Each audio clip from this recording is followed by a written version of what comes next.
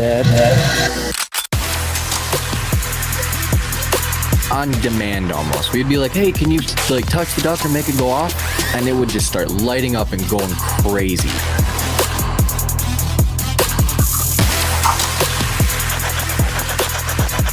Why should we be afraid of you?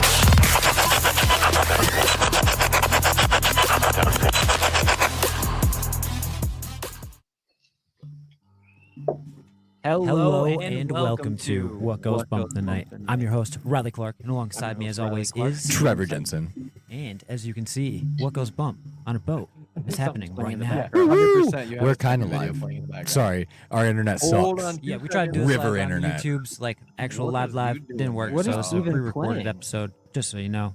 But we wanted it to be live so you guys could interact with us. Oh, I don't know how that happened. I don't know how that That was happened either. wild. Oh, Alright. sorry about that. This is What Goes Bump Tonight. I'm Trevor. That's Riley. And we are here with the legendary Eric Freeman Sims. Hey everybody, I don't know about legendary, but I'm here. I know you were legend in our books. Legend in our books for 100%. I say, like we were saying off screen, we got our live stream start here with you back on Indie Pods United way back in the day is how it feels. And it's been a roller coaster ride ever since. Yeah, it's for y'all and for me. I mean, we've both just grown by leaps and bounds, and kind of it's cool now because we've kind of settled into what we do, and we're used to doing this right here. To where if you think back when we first did the indie pod stuff, we're like, what are we talking about? Like, yeah, I'm pretty sure me and Riley both said we were gonna go into it because we wanted to talk about Dogman, and we had like a huge we did. like text all written out like of like all this background and shit, and then we just started telling paranormal story. Like, yo, this is great. I can dig this. Hey G, hey dweebs. Yeah, shout out guys? everyone in Everybody the in chat. chat. Thank you for joining us tonight. As always, a lot of regulars, the night crew in the chat. So why don't you explain to everybody in the chat that hasn't been able to listen to your podcast yet, or seen anything that you've done, like what you do and like where you got your start and everything? So I host the Unseen Paranormal podcast, and I just ended season 3. I'll be back with season 4 in November. I have a guest on every week. In my podcast, I don't do video with the Unseen Paranormal. It's just a straight up audio. But yeah, I have a guest on every week. We talk about everything from Dogman to Bigfoot to Ghost. Ghost is my forte because I've been investigating for over 20 years since I was a teenager. So yeah, that's who I talk to the most. The different paranormal. Yeah. Y'all have been on my show. I need to have you on again here soon. But yeah, just different people. And I've had pair of celebrities on, and just trying to figure out different people's points of view. And everybody has an interesting origin story. So I always like to start off with that to find out why people got into the paranormal. A lot of times it's similar, but you come out with some really interesting stories sometimes. So I have, and also authors and things like that. So just kind of everybody from the paranormal YouTubers, and just getting different perspectives on the paranormal and trying to, just like y'all figure out what the hell's going on. Right. I'm pretty sure we kind of like just a little bit of a pillage, and we were like, hey, like I really like that format. Like I really want to know favorite locations, where you got your start. Like that's some of the most interesting stuff you can ask everybody. Yeah. It is, because it always leads to interesting stories, whether it's you relate to them in some way, like you have a similar experience, or it's something you've never even thought possible, and you're like, oh my gosh, that's crazy. I'm shitting bricks right now. Yeah, it's insane some of the stories that people have. I mean, I've had some incredible experiences throughout my life, and to hear other people's, it just makes me feel less crazy too, I guess. Oh yeah. And after 140 episodes, I've kind of really settled into the paranormal community, and also I love the like we were talking about before we got on live here. The networking is amazing, and get to know other people in the community, and even though like the three of us have never met, we're really familiar with each other. We chat online, like we like each other's stuff. Yep. So it's almost like we would pick right up if we ever do like cross our paths, which we eventually will. Like there's no doubt in my mind that like in the coming like future that if I am manifesting it correctly, like we will be able to do that. It's like very soon at some point. Yeah. I mean, shoot, for sure. like, it is so great to know that we've made not only like fellow investigators in the field, but like actual friends. Like, I would definitely consider you a friend at this point. Yeah, I see y'all too the same way. Like, because we're on each other's personal Facebooks as well. It's not like we're just, Yeah. it's not Yeah. just the paranormal stuff. So you kind of Yeah. get a sense of who the people are. And yeah, like you were saying, when we meet in person, it'll be just like we've always known each other. Oh, 100%, 100%. Because, like, I mean, me and you are always joking about like whenever the Wings or the Predators play each other, you always got a little something going back and forth. So Oh yeah. it's always a And good time, you know. and hockey season's coming up soon. It is. It is. And We I'm can't not wait. worried about the Wings this year. I'm a little worried. Okay, whatever. But so what was your like first real experience with the paranormal? Like, were you looking for it at that point, or did it just kind of find you? It's kind of been my entire life. The first major experience I can remember when I was 8 or 9 years old. I woke up, sat straight up in the bed, looked at the door, and there was a glowing figure in the door. And I always, as a kid, always wanted my door shut, and just like a comfort thing Yeah. for whatever reason. And the door was wide open. And there was a glowing figure, so I jumped up, flipped light on the door, and that's the first major experience that I can remember. It's kind Damn. of snowballed from there into crazier and crazier shit as I investigate more and more. That's quite a very trial by fire start. Yeah, It's I like, would hey, say. wait, I'm like, oh shit. That mug is awesome. Thank you. That's the Yeah, way. Bigfoot mug. That is sick. I love Um, that. That's so but great, though. I've also been an empath my entire life, so more so Yeah. with living people energy than dead people. Here lately, in the past couple of years, I've kind of been getting more into trying to be in tune with dead people's energy. And it's not like Yeah. being a medium or anything. It's all energy. It's all feeling, Mhm. knowing, and just reading the energy really, really well.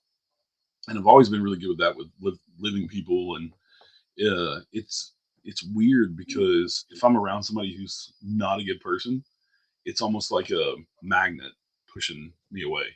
Oh, really? Yeah. Really? Yeah, yeah. And when I come in contact with somebody who has like good energy, good person, it's like magnets attracting. Yep. Want to kind of be around that person and things like that. So, yeah, the empath thing is weird. So with that, I figured out that I'm kind of like a lighthouse in the dark. Mhm. Kind of attract dead people, errant dead people. They see my light shining and they're like, "Oh my god, it's somebody that can notice me at least." Yeah. I don't talk to dead people. Sometimes I see them, but probably not any more than some other people. But I had a resident ghost in my house, so I'll see him every once in a while. But Oh boy, that sounds fun. That yeah, is- he was a Resident? hitchhiker I Does brought it home when I was a frighten teenager. you? Like, Not does it scare you at this point, or are you just seasoned and you're like, it's fine, I can deal with it? not anymore. We had to have a come to Jesus meeting Mhm. that he would leave us alone. He used to wake us up in the middle of the Come night, to shaking our Jesus. bed. Yeah, he would shake our Yeah. bed. Oh god. Yeah, to the point Oh, like That's the old actually crazy. like those old motel beds you put a quarter in, and they're supposed to be Yeah. massaged and just shake. Yeah, This like somebody this had is their hands not on the doing foot of the it. bed. Yeah, and it always happened about 2 or 3 o'clock in the morning, wake us up, and finally we God were just damn. like, yeah, finally we're just like, fuck this. We're either I'm going to find a way to get rid of you, or we can go habitate. Like, And bro, so sit down. Come here. Come Yeah, here. we, Sit down. we gotta find a middle. We gotta find a middle road here. yeah, and Yeah, I no, think I it was don't just blame you. he just wanted attention. He just wanted to be acknowledged. Yeah, And I feel like as that's a long lot as of all the spirits though, where it's like if you yeah, could walk into a place and be like, hey, I'm reasoning and I'm not just gonna be like, do tricks. Like, I want to befriend you. Like, tell me yeah, your story. Like, let's be homies. They're way more receptive. Way more that way. receptive. he's been here for I don't know 15 years now. I guess. Damn. And he's Yeah, so- always made himself known like throughout the years too, even where it's like, oh, he's not gone. yeah. It'll be quiet for I don't know 3 or 4 Mhm. months, and then it'll ramp up. It's been ramping up here lately. He tugged my shirt the other day. I went to the bathroom. Do you ever think like the moon cycles have anything to do with I it? don't know. I've never correlated with that, but yeah, that's interesting. I might have to pay attention. I To mean, that. like recently we've been like in the past couple lives that we've done, like we've been like talking a little bit about it, where it's like it might actually like have something to do with like the solar cycles and whatnot.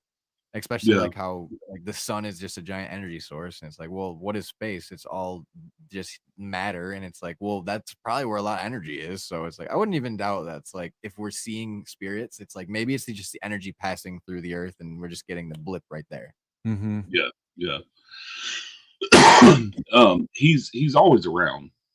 but it'll ramp up to more activity. Yeah, the other day I went we have a half bathroom next to my studio here, and I went to take a piss, and there's nothing behind me but a blank wall, and I feel my shirt get tugged, and I'm looking around like, well, I'm thinking I got my shirt snagged on something or something like that. Yeah. And there's nothing there to snag it. Yeah, he likes to do all kind of crazy stuff. One of the crazy things. My hog's out. Like, hold on. I'm just trying to take a piss. Like, leave me alone. Do this when I'm just walking through the hallway or something. You know. Well, yeah, literally. Where it's like, this is my sanctum, man. Like, why in here? Yeah. But it always seems to when I'm not really paying attention when he does things. But we'll get knocks on the wall sometime on our bedroom wall. Heard that quite a few times. I'll see a shadow quite a bit. We have a walk-in closet, and the lights are motion sensor. So when you walk in, they cut on, and then they stay on 30 seconds, they turn back off. And he'll fuck with those a lot when he wants my attention for a reason. Just like, bro, I'm here. I'm in the closet, so you know I'm here. I'm hanging out. Yeah, Let the me know door what will be else that you closed. want tomorrow. The door will be closed, and I'll be like sitting in bed watching TV, and I'll see the light come on, under the door. And you're like, it's a walk-in. There's no windows in there. There's no nothing. There's nothing. Yeah, so it's like, unless he's like exploding, like I don't know why there would be a light. Yeah, so that's weird. And then I had a weird experience last year, probably November, December. It was after Halloween, and I'm diabetic, so I don't eat candy. I don't have candy corn or anything. Yeah, so it was. I know it was after Halloween. I was walking through my kitchen, and I feel something hit me, and then I hear it bounce on the floor, and I look down, and there's a piece of candy corn in the floor. What the fuck? Yeah, and I'm like, what the fuck did that come from? And you're like, bro, I was not just smashing candy corn before this. It would not be on my person. So I can tell you the last time candy corn was in my house, and also I have 8 dogs. So if there's candy in the floor, it's gone. I mean, they're scavenging all the time. So right, there was no reason. They're gonna find it. Yeah. Yeah, so I don't know where that came from. I don't know why that happened, but yeah, that was kind of weird. It's like, it's spooky season, bitch. Oh, that's fucking crazy though. Like, what are the odds of that? And like, how do you explain that like that away? There's no way to. Right. Where does this? Like, why does that happen? I don't know. Just apported a piece of fucking candy corn from somewhere and hit me with it.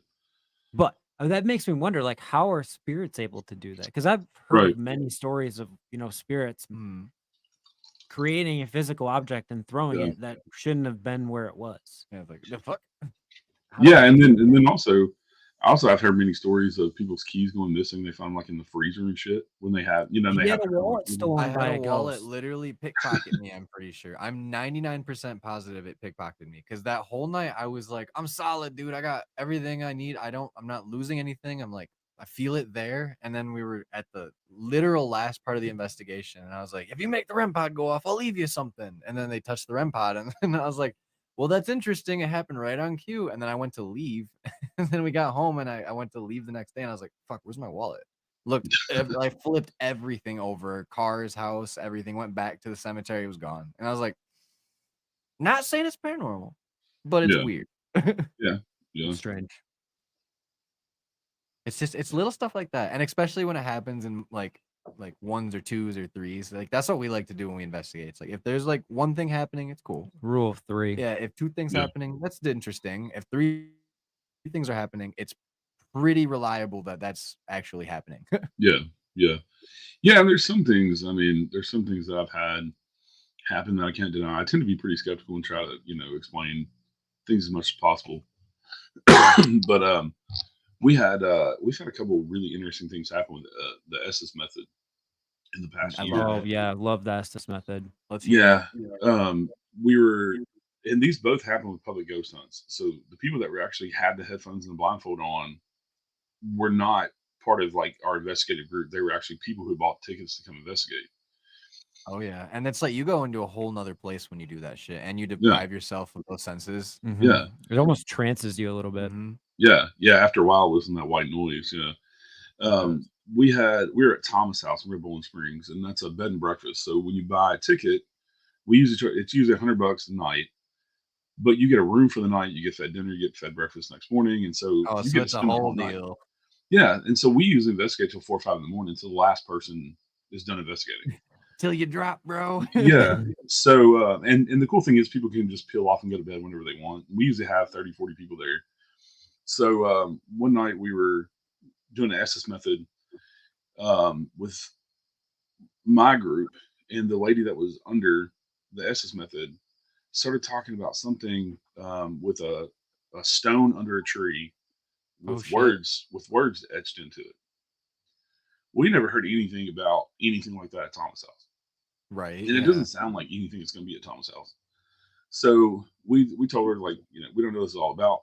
We'll ask tomorrow morning. We'll ask the owners when they're up. And so the next morning we went separately. It's two brothers that own the place that live there, and they live there on site. Well, one group of us went and asked the one brother. One group went and asked the other brother. And independently, they told us, we have not thought about that since we moved in this place 30 years ago. Oh shit. Oh my gosh. When they moved in, right next to the driveways, like this massive oak tree, and it's since fallen down, and they had to cut it. They had to cut the stump up, but this thing had to be, I don't know, the trunk that's left, the stump that's left, probably 12 foot across. You can climb down in it. It's massive. But at the base of this tree, when they first moved in, they said there was a stone, there was a rock, big flat rock, that had names carved into it of the family who built the Thomas house. And and we went out and looked for it, but I guess over the years, the gravel driveway, dirt, grass, it's kind of Eroded grown all over of it away. But independently, they both verified. Yeah, Yeah, to have that it like existed. confirmation is so fucking cool. Yeah. I love that. And they were blown That's away awesome. they were blown away we come up with that. They were like, They're that's like, one of the "Whoa, best paranormal things that we've had happen here in a long, long time. I mean, they Yeah, have the 'cause usual probably only- suspects, but But like to have such an independent person that just came to the investigation, bought a ticket Yeah. to do it, and then happened That to would- just say that, and it's like they probably didn't do their homework, because I know for a fact that a lot of the people that don't take it as seriously as us probably will look at maybe an article, and there's probably not a whole lot to derive from it unless you start digging a lot deeper. Well, I've investigated Thomas House for years and known Mhm. now known the owners for years. And we've heard so many stories from them from owning it for 30 years. That is one that we've never been told. And wild. and both the brothers were like, we haven't even thought about that since we moved in. And it was just something that was here when we bought the place. Yeah, and that's not ironic or like, just like a coincidence. Like that to me is legitimate paranormal evidence, where it's like somebody told you that, like 100%. Like you had to be privy to that information. And Someone make you of work. that family told that person Mhm. in Esty's method about the rock. Yeah. Like that, there's no other way. Yeah, Like, I Right, can't deny right. that. like Yeah. how else would someone know information that hasn't been spoken in 30 years by nobody? I Like, guess any skeptic can pick holes in that, but it's at the same time where it's like realistically, like 9 times out of 10, like there is a lot of gobbledygook, but like there are some real good nuggets in there. That's like, whoa, that is not normal. Like that can't be normal. So the other one happened with the SS method a few months ago. We were at Old Stone Jail in Franklin, Kentucky, and we investigated the jail and jailers' quarters. But across the street is the Simpson County Archives and Museum, and it's a big 2-story building. And they have exhibits upstairs and downstairs. And it was originally a Model T back in the 20s and 30s, a Model T dealership, That's so and cool. they worked on the Model Ts. And they would put them on this hand crank elevator and take them up the second floor and work on them. And the hand crank elevator is still there; man. it still works. Yeah, it's pretty cool. That's sweet. So the history building is really neat. But we were upstairs, and there was a family of 5. So it was mom, dad, and 3 kids. All 3 of the kids were teenagers. And so the youngest kid, I think she was 13 or 14, she wanted to do the SS method. So we put her in one room with her mom, and her mom sitting beside her because she's kind of scared sitting in the dark by herself. Yeah. And also her mom would yell out whatever she said so we could, hear better. Yeah, you can get your what do you call it? Like response. Yeah.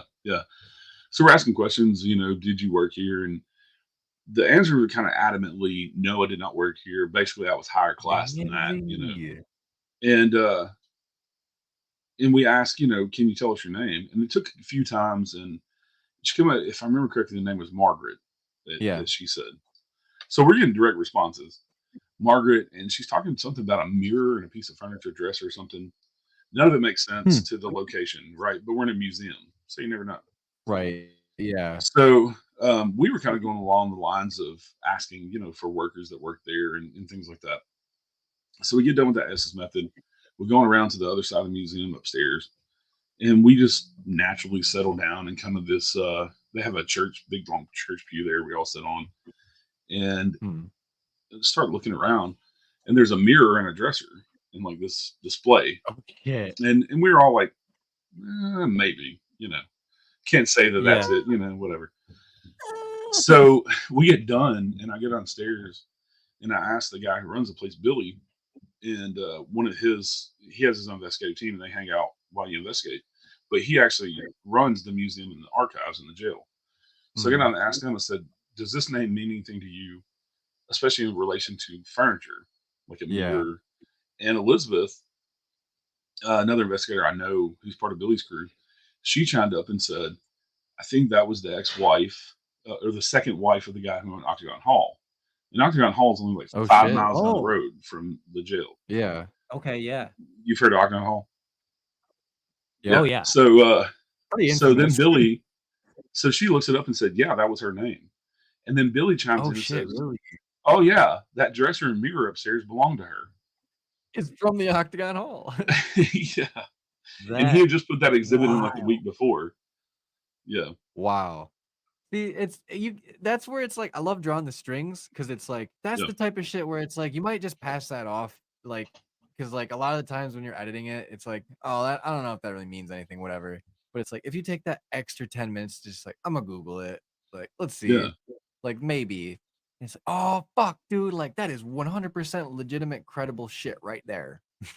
Well, I mean, the last time I had been there weren't any exhibits upstairs.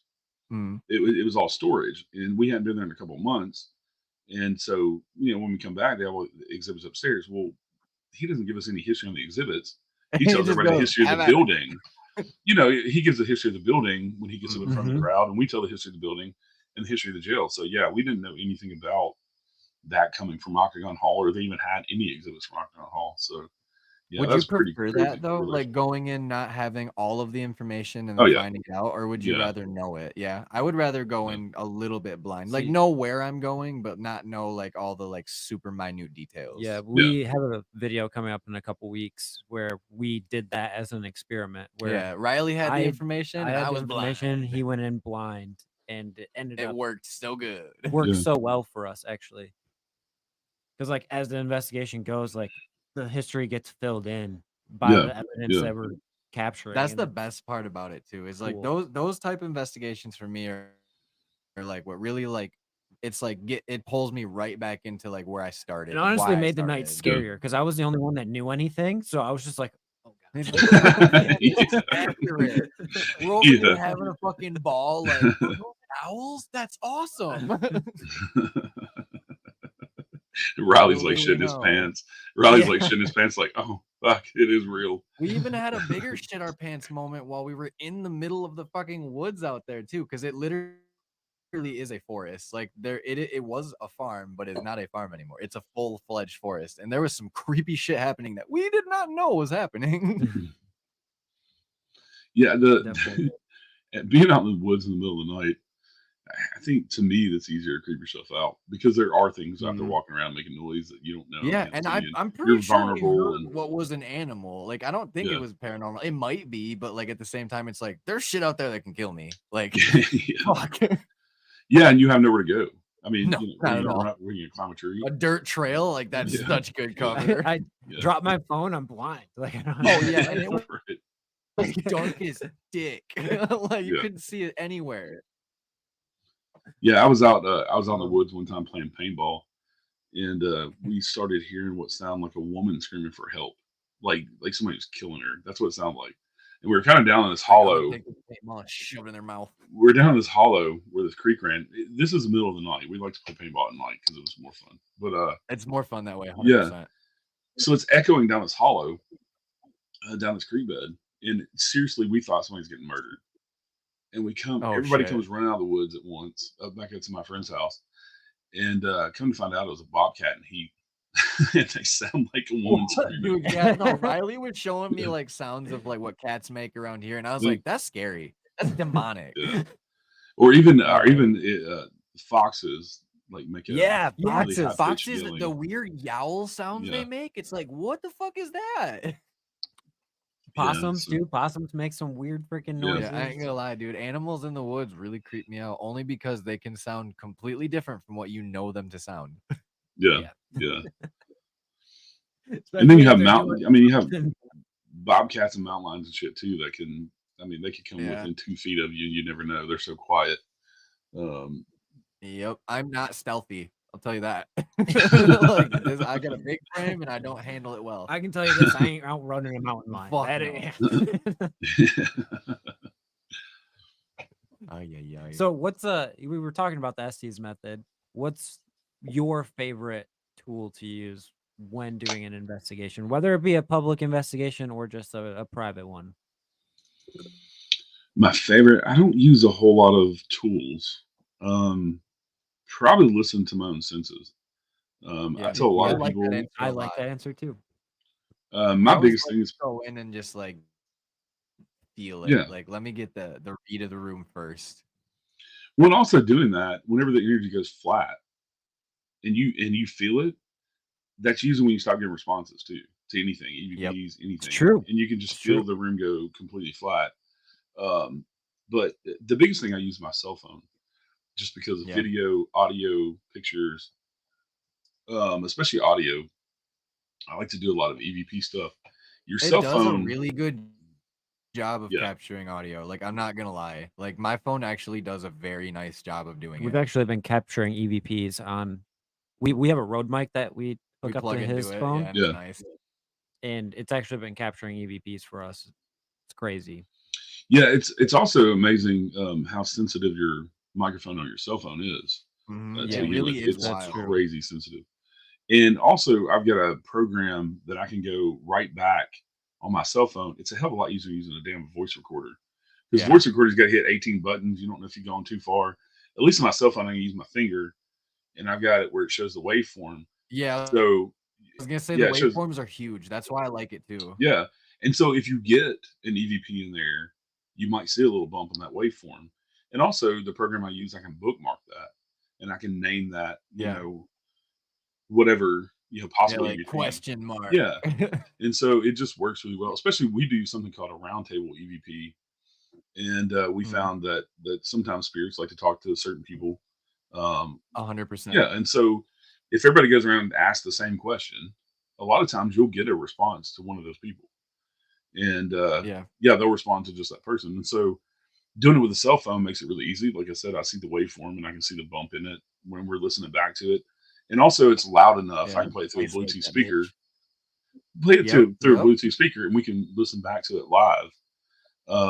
And it makes Yeah, and you don't have to fucking struggle to connect it to a Bluetooth Yeah. speaker because we struggle sometimes to get shit to connect. And It's like, you fuck. have a hard audio file too. That's what's Right. nice. Yeah, 'Cause, like that's a lot of the recorders we have are like from the early and they 1990s. don't back up and files. Well, they have an hold internal 'em, but- memory card, and that's it. And you Yeah. can Yeah. erase and delete. And Yeah, that's you can put headphones into it, but it's not like you can plug it into a computer. We do our Right. best to keep the audio as clean as possible, and we record it back with our mics. But it's like we can only do so much with these old recorders, but they Yeah. do work. So Yeah. That's probably my biggest piece of equipment is the cell phone, just because of the versatility of it. I'm not big into the apps. I've messed around with Necrophonic a little bit, got some responses out of that.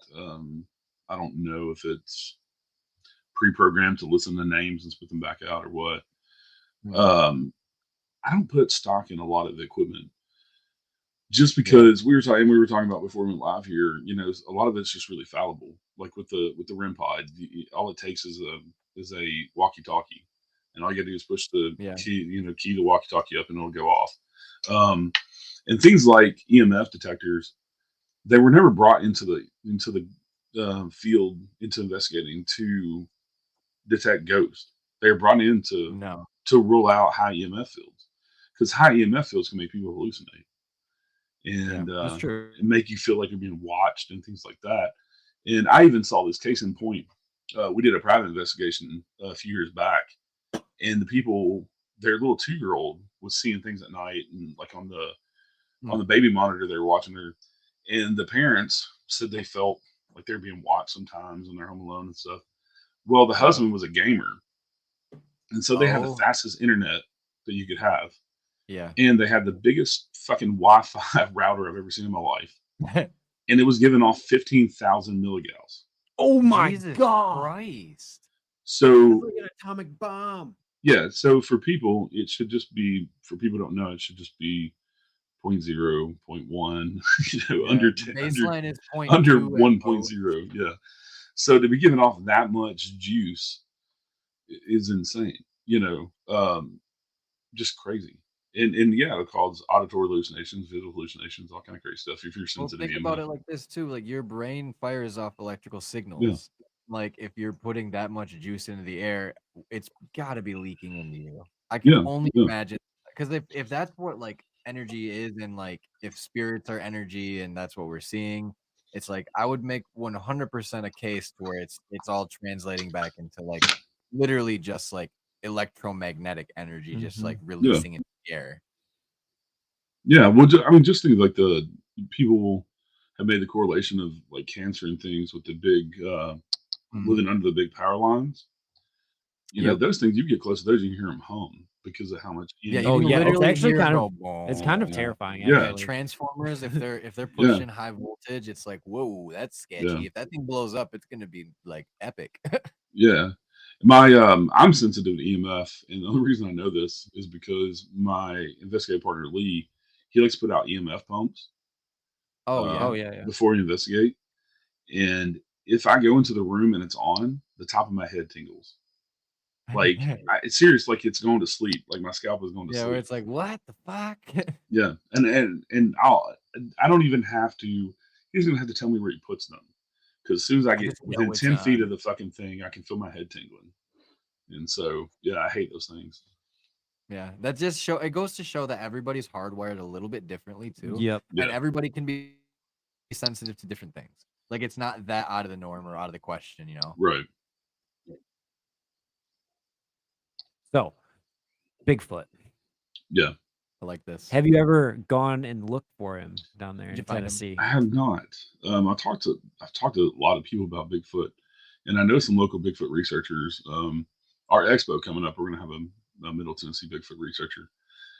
Here in Middle Tennessee, the first modern recorded sighting that the BFRO and like some of the other organizations recognize was in 1974, about 10 miles down the road from me.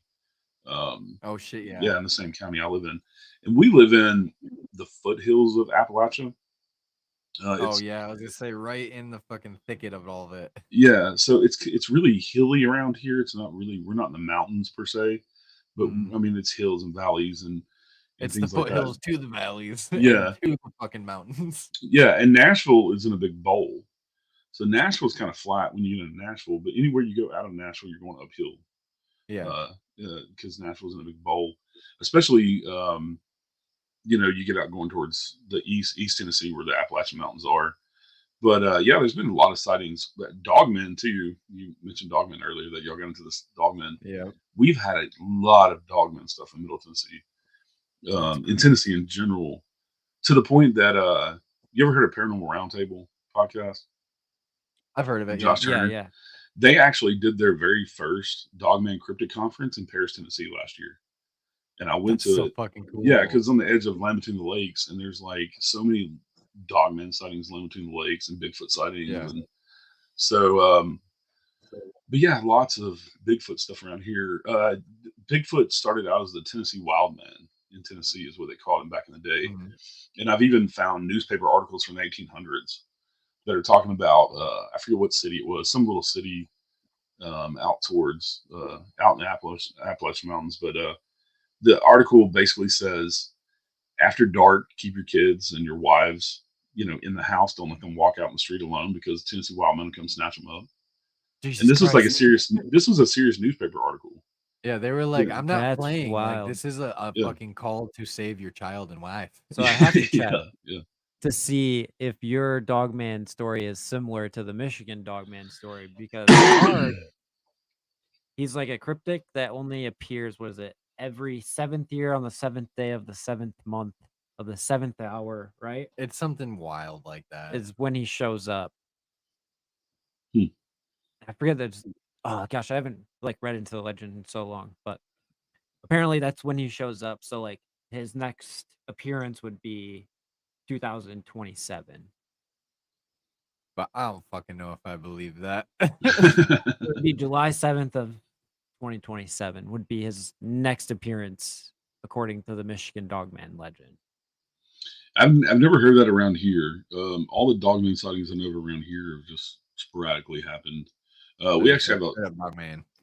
local legend too, not very far from me about dogmen at a place that they nicknamed Werewolf Springs. Oh And shit! yeah, it's within one of our state parks, Montgomery State Park, and they're actually fixing to have a Dogman Bigfoot conference there, October 14th, 15th. Hell It's yeah. also Montgomery State Park's also where they filmed Ernest Goes to Camp. So, That's awesome. That Yeah. movie was my childhood. yeah, so lots of Dogman sightings in that where they filmed Ernest Goes to Camp. So Huh? um, Coincidence? I think not. yeah, and you can look up videos too about that specific Dogman. The Cryptid Studies Institute, which is some guys out of Clarksville, Tennessee, that have had their own experiences in Montgomeryville with coming face to face with dogmen. But the local legend with Werewolf Springs, now there's a primitive cabin there that you can camp overnight. You know, $25 camp overnight. They get like a fireplace and grill and things. But the springs are still there where they come out of the ground.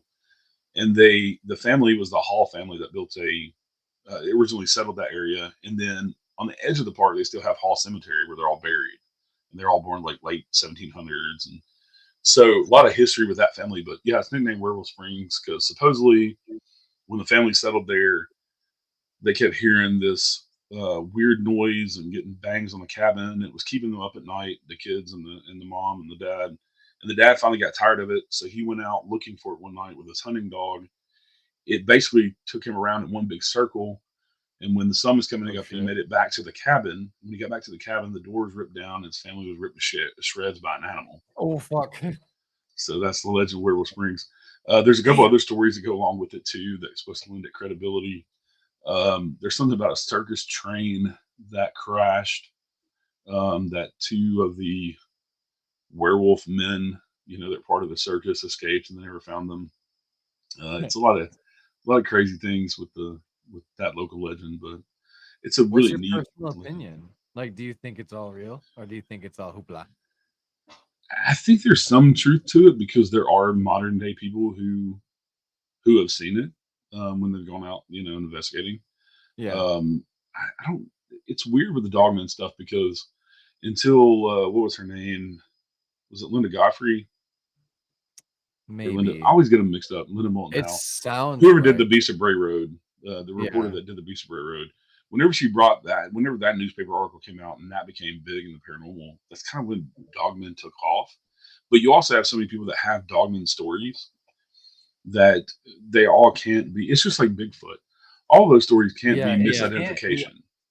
It Yeah, can't all be. these people can't That's be what I not always seeing say. the Where same it's Yeah. like thing. it's not mass hallucination when it's on this level. I Right. don't think so. I mean, my theory is Bigfoot could definitely be an alien, and that's why we're not seeing him all the time. Is he just comes and goes as he please. So I have a unique theory on Bigfoot and why he has supernatural powers, right? Mm. Because you got the Bigfoot camp that believes that Bigfoot is real, like the North American Woodhead Conservancy, and then you have the other people that are into the woo, as they call it, which is kind of their own term for people who are into the supernatural Bigfoot. Yeah. So what if Bigfoot is a real creature? But when you have these people that see Bigfoot just disappearing things, maybe that's just a time slip. Because if Ooh. Bigfoot's been around, I mean, you don't go up to a bear and poke it in the ass to make sure it's real, right? You could be No. seeing bears and other animals as time slips, but you don't necessarily go up and make sure. Yeah, you're like, I ain't gonna fuck with that. Well, you just take it as, oh, I see a bear because we know Yep, bears there are it real, is. right? So some of these things that we're seeing, even maybe dogmen, maybe it's time slips or some kind of interdimensional slip that we're seeing. Yeah. That's kind of what I'm feeling. I'd believe it 100%. Yeah, and I still think there's room for flesh and blood Bigfoot. I mean that explains some of the hair samples they found with weird DNA. Right. That explains like the footprints and things like that. To still have a small population of them, where 100%. yeah, where they've just made it over time and are still around, but just have small pockets. Yeah, the population's dwindled, and they just found the hiding spots that we just haven't. Yeah, like in the Pacific Northwest, where a lot of the reports come from. I think It's there's very something thick like that nobody's been in yet. There's a lot of Yeah. Right. forest You that's can unexplored. disappear in 10 steps. Like I've yeah, been to Alaska. I went to go pee on the side of the road and I walked up to the forest edge. And I was like, it didn't look all that thick. And then I got up to the forest edge and I was like, how the hell does anything even walk through this? yeah, Like, what the fuck is going on? yeah. Yeah. So Well, like, even in like East Tennessee in the Appalachian Mountains, there's places people have never been out there. Oh, yeah, 100%. sure. Thousands and Appalachia's still thousands of underdeveloped as acres. shit. Yeah, yeah, and so why couldn't there be something like that that just is smart enough to stay the fuck away from people? Right. And maybe they do bury their dead and things, so that's why we never find them. Also, It's if like you it's like the theory of like why human population is like overpopulating right now is because we don't have an apex predator yet to He's like going cull into the us, vampire which thing. it could be real. Like vampires could be real. They could be our natural predator, but they just haven't been around for the thousands of years that humans have overpopulated the place that we're living. Vampires are intriguing. It's a very Yeah. cool concept to think about, but it could be the same theory with like Yes. Bigfoot. Like he just like they had a huge population, and for some reason, like a large flu or influenza thing or something, virus went through and wiped most of them out, and they're highly intelligent, and we just haven't seen like exactly what they're capable of. well, and also if you And look it at could have been a human-induced virus. if you look at the human family tree of what we know of our ancestors through as humanoids, we only have a very small piece. They never Very find tiny. they rarely find skulls of primates and things, and especially not fully intact skeletons of things like Homo florensis and all these relatives of ours that we supposedly evolved from. Well, they may find a jawbone, they may find the top of a skull, but then they've never found Yeah, full like intact how are you skeletons. supposed to really So show me what it looked like from that? right. So with that, why couldn't this be some sort of missing ancestor? If even not of us, but missing ancestor of gorillas and things. If you, I just went to the Louisville Zoo a couple weeks ago. We were up in Louisville for a event, and they have orangutans, they have silverback gorillas. You ever been that close to animals like that? No, With just I don't think glass? I've actually even Not seen a close gorilla enough. in my life. That is crazy. To have a gorilla staring They're at you in the huge. face, and you just have the glass. Oh yeah, they're the size of a human. They're massive. Yeah, they're fucking And to huge. I look don't them think in I've the actually eye, seen a gorilla. you just understand how fucking intelligent they are. We That's how I had felt we when I had looked into a one. dolphin's eye. Dude, Huh? they can rip your fucking arms That's how I off felt when I too. looked into the eyes of a dolphin. I felt like it was Yeah. reading my goddamn mind. I was like, Yeah. dude, stop. Like, what the hell? Well, this Like, gorilla, she understood I was taking pictures of her, so she stopped and turned and looked at me and let me take a picture, and then went on about her business. That's I'm not even crazy. joking. That's so crazy. And Yeah. they're highly intelligent. I've seen monkeys Yeah. like not at this, monkeys like is a bad way to chimpanzees say it. have But like waved the at me. trained like apes and stuff, it's Yeah. incredible what they can do. Like it's gnarly to think that we might be the top of the food chain, but like there's other species that really aren't too far off of where we were. No, I mean you look at what an octopus can do, and how They're they can fucking work out crazy. puzzles and things. Aliens. Well, even some scientists like they're not fucking from here. Like they're completely different than They anything. can change their fucking texture Yeah. and like color to blend in. What the fuck Yeah. else can do that? Alien. Yeah. Well, they also don't understand how they're so intelligent because they don't have a brain structure like we do, and that's Right. kind of been the benchmark, to have the mammal brain or whatever. And they just have a bunch of tissue. Like their whole body is one big It's like brain. membrane and shit. Well, their Yeah. body is yeah. basically one big brain. It has neurons all over it. and so they're basically So one big wild. computer brain. And but yeah, I heard one story about a octopus in an aquarium. He figured out how to get out of the tank, and they didn't know why the fish were going missing that they would feed to them. They would go in and like Yeah. in the freezer or fridge or whatever, all these fish would be missing every night. And they put a camera. They had weighted down the top of his aquarium because he was getting out. Well, he somehow figured out how to push the rocks off, get out. He memorized the security guard schedule, Oh my god. went and ate whatever he wanted, climbed back in, and somehow got the weights back on top of the aquarium. And they filmed him doing this.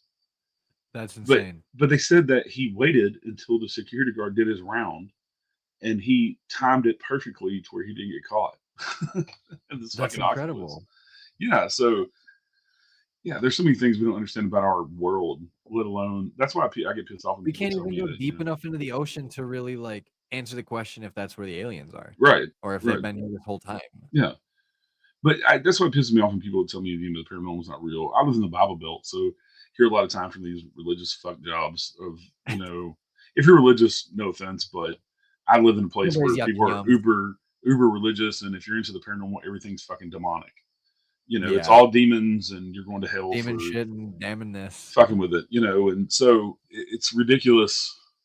People just don't want to pay attention to stuff. That's the problem because it It scares kind of them. sucks that paranormal has been very synonymous with demon, like Yeah. in the past, like Oh, year. even now. Yeah, the past year. Now it's less prevalent, I would say, but like yeah, it kind of sucks because it's like I always say like I ride the fence. Like if you can prove to me that a demon is real, like I'll Yeah. gladly welcome Yeah, that evidence. I will believe you just as much as I'll believe everything else that's out there. If you can prove to me it's real, I'll believe it's real. Yeah. Like Have you done. even down to have you heard of the Delphi murders? Yeah, I've heard the Delphi murders. I've listened Yeah. to a lot of podcasts Do, on Delphi murders. do you know what his defense is saying? Not They a came de- out in court and said that it's a fucking demonic cult that sacrifice all these people that he killed. So maybe we Title are is in insanity. Satanic Panic 2.0. Dude, I said that at the beginning of it too, where it's like I started seeing demon this, demon that. I was like, it's Satanic Panic. It's literally the exact Yeah. vibes that I get from it. Like, how do you not? Like, it's Yeah. weird. So yeah, I've in 20 something years of investigating, I've come across nasty things, and there are evil, nasty things out there. But I always say, if you're an asshole in life, probably gonna be an asshole in death. Why would you? Oh my gosh! Yeah, Yes, why would you that is change the your phrase attitude? of the year. Yeah. And so that's just kind of my motto with it, because think about it. If you're a spirit and you get away with whatever the hell you want, why wouldn't you fuck with people? Like you get bored. Exactly. If you're just hanging around for years and years. For an eternity. Yeah. Yeah, and then you have, That's what I always like I said, you have people that were assholes in life. So if they're asshole in death too, then they're going to do nasty things. I mean, They're probably going to be holding on to a lot of resentment. And that's my thought. a lot of the spirits that we talked to were alive when religion was everything. Yeah. Like, so how do I if know I'm you not died religion? and you're not in heaven, you're going to assume that you're something dark and evil. Yeah. And that you didn't pass on to heaven, you must be in hell. So you must be a demon. Like vanquish the hell forever. Like it makes so much sense in my head, honestly. It really does, though. Because we have a spirit, particularly from Nunica, who he's a dick. He likes to say that he's the devil or the demon. So like that's one of our examples in real life situations where it makes me think that, other than there's a demonic creature. But if Bigfoot's real and octopuses can map out a security card path and all this other stuff, then demons yeah. No, be I'm real not. too. I'm literally not an expert on shit. I just claim to know everything. Yeah, and you can't. I mean, know everything about nothing. You can't be an expert in the paranormal anyway. I hate when they do that on TV because you can't be an expert in something you can't prove. Like how can you be an expert? We're all expert at being amateurs. Right. I have lots of experience, over 20 years experience of investigating and all that shit, but I don't know everything, and I'll never tell you that. And also, I'll never tell you a place is haunted because I don't know. I can't prove you a place is haunted. You know, when we go into We really investigate, we shouldn't go go there for just one night. well, and also we go in there and investigate stories of a haunting, not a haunting. Because until you experience something, you don't know whether it might just be stories. And That's so if you true, go in yeah. I didn't assuming, think about it that way. yeah, if you go in assuming a place is haunted just because of stories you've heard, then you've automatically biased yourself anyway. You know, and so that's why I try to go in with an open mind and be skeptical about everything, and even skeptical about people, because you know some of these location owners are not, they are not the on the up and up most trustworthy people. I No. mean, some of these locations, the owners are there to make money, Yeah. and Unfortunately. yeah, and so you might want to look around and make sure they don't have fucking hidden speakers and shit.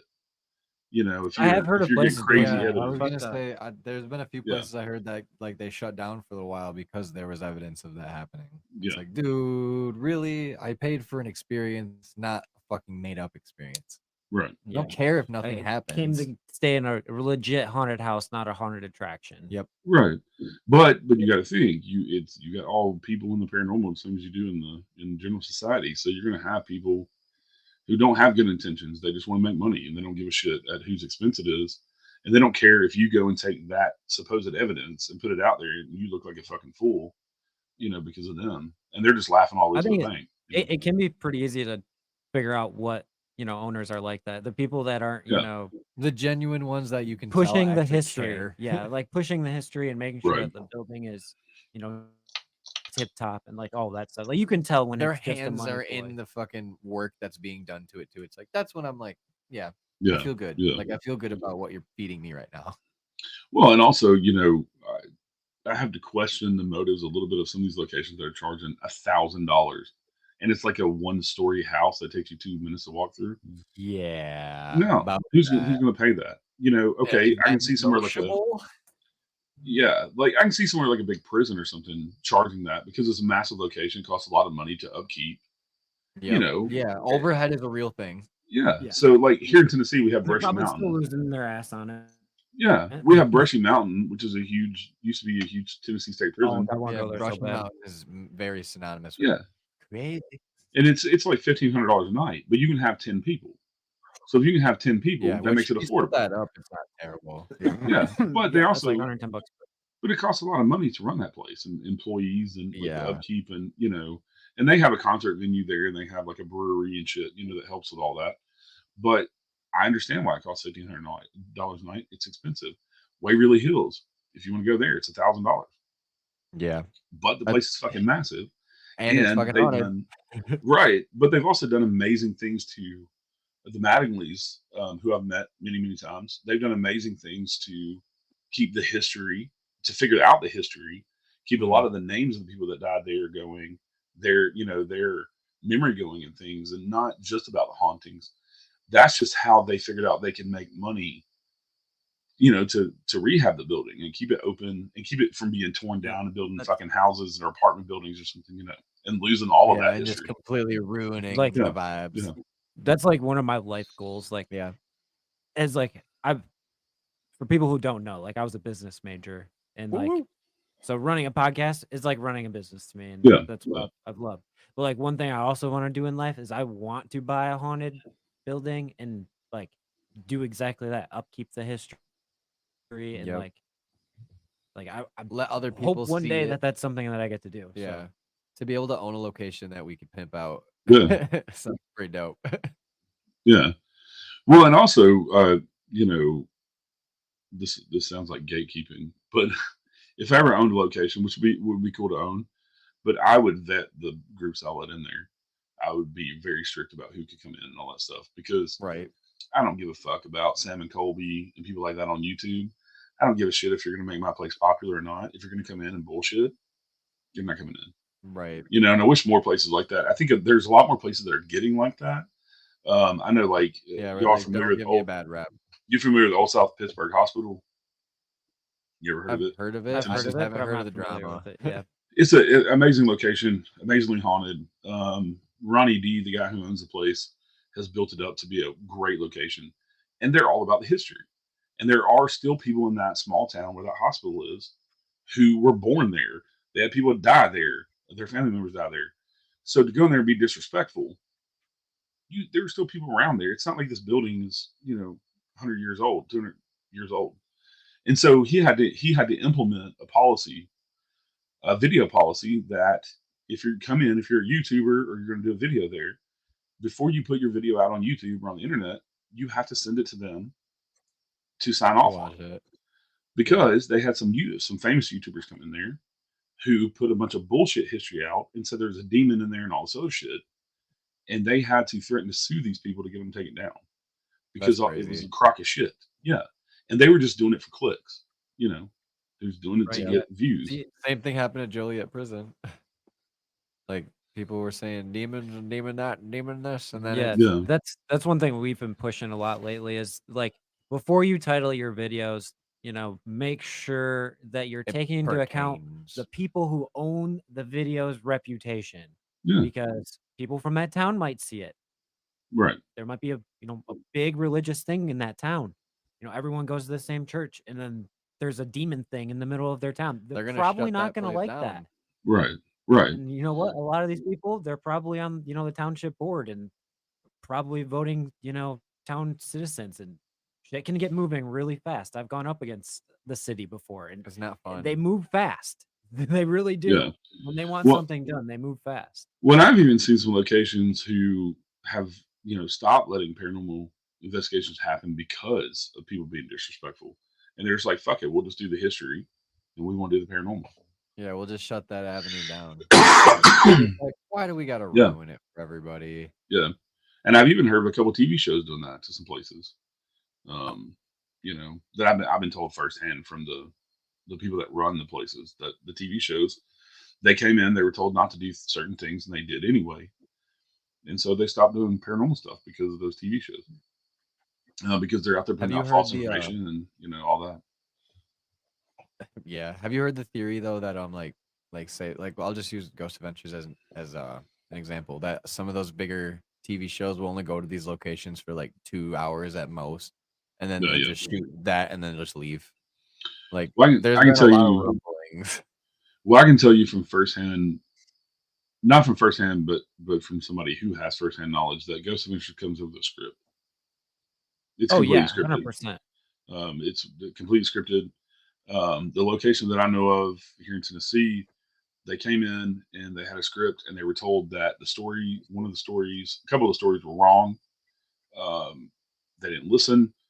Finally, they listened and went off script and did a story, but they still got the fucking story wrong because they did it their own way. But yeah, they came with a script. Oh, I know I exactly. mean, how do you investigate with a fucking I script? watched this podcast episode of yours actually. That's insane. See, like it's rumblings like that I hear. That's just like it's what I definitely want to always push people towards the YouTube content that you see out there, because that's real genuine stuff. Yeah, Like there's most of what you do see, lot of it like, is, a lot of yeah. the smaller channels are like like legit. the 10 'Cause they have the no 10 to reason to fake 30K range anything. is like like that's a lot of just legitimate people doing it. Yeah. Yeah, and it's all about ratings with Ghost Yeah. Adventures and shit, especially with Ghost Adventures. It's all Yeah, ratings and 28 money. seasons isn't Yeah. for they wouldn't do it if people weren't watching. Right. And Right. after I would even say at you can kind of see I'm being possessed. Oh, Yeah. they pushed me. Where it's like, Yeah. well, you guys didn't act like this last season. What's happening? Like, I don't think all these places this is happening. And you never watch an investigation that they put out where nothing happens. That's the one thing that gets me. Where it's like, no, that Yeah. does happen. You go investigating sometimes. It's quiet. As Right. shit. Right. And just because you go in yelling, "Bro, I'm gonna come at me, bro," and shit like that, doesn't mean that the spirits are gonna come out. They're probably not. If you're gonna Yeah. go in to be disrespectful, they're probably just not gonna do anything. Yeah, my thing has been like, come give me a hug. Like, I'll Yeah. take a hug, and it's Yeah. been working so great. Until we go actually talk to a real demon and it gives And then you it's a like, hug right on fire. Spontaneous combustion definitely could be a thing. I've like heard a few stories where it's very interesting. Where it's like, well, why would they have there is lit a- on fire? I'm pretty sure Creepy Confidential might even have an episode about that, about a spontaneous combustion Uh-huh. person. I'm pretty sure she does, but Pearly. Yeah, I remember watching Unsolved Mysteries and That's finding what out really about got me into all of this too. spontaneous human combustion for the first time. And yeah, there's some famous cases out there. There's a guy I saw an interview with a guy. You can probably find this on YouTube. A guy who actually had it happen to him, but he lived. Um, and him and his wife both saw it. I think it was like his shoulder blade or back just started smoking, and he took it That's and it started wild. burning through his shirt. His wife helped him rip his shirt off, and he had like 3rd-degree burns in the middle of his back. Jesus. But See, yeah, have you ever heard of the story of the toxic lady, where like they brought this elderly woman into an operating room? I forget where. It's like some South American oh country. yeah. The And the then like fucking surgical staff died. Like a bunch of them. yeah, a couple of them fucking died. Like Yeah, one of them had like long-term injuries for the rest of yeah, her life. Everybody was fainting and shit, and like yeah, she had this like weird What? mucus on her that they could yeah, not identify. And then there was no like gas leak. There was no like outside like like pathogen in the room that would have yeah, caused like. I'm pretty sure at some point they said it was a mass hallucination episode, but it's like I don't believe that. They're yeah. wiping something That under the sounds rug like there. alien sludge. It sounds like somebody had a bad reaction to some chemical and that created another chemical, which caused like a crazy like, oh, that's like anthrax. Like shit. Well, I don't know why they've never been able to figure out spontaneous human combustion. We're made up of fucking chemicals, Yeah, 100%. and we What put is the chemicals in our chemical body. reaction? Right. So why can't you figure out what's happening with these people? That they just have, I don't know. It has to be some chemistry thing inside the body. It's not. I I would don't think it's believe it. anything. I think it's something that you can prove scientific. Alchemy is wild. Like Yeah. the theory of alchemy and like the study of it is cool because like there is literal like accounts of people trying to create like that philosopher's stone, like turning water into wine, like doing Yeah. Jesus and shit. Lead into And it's gold. like Yeah.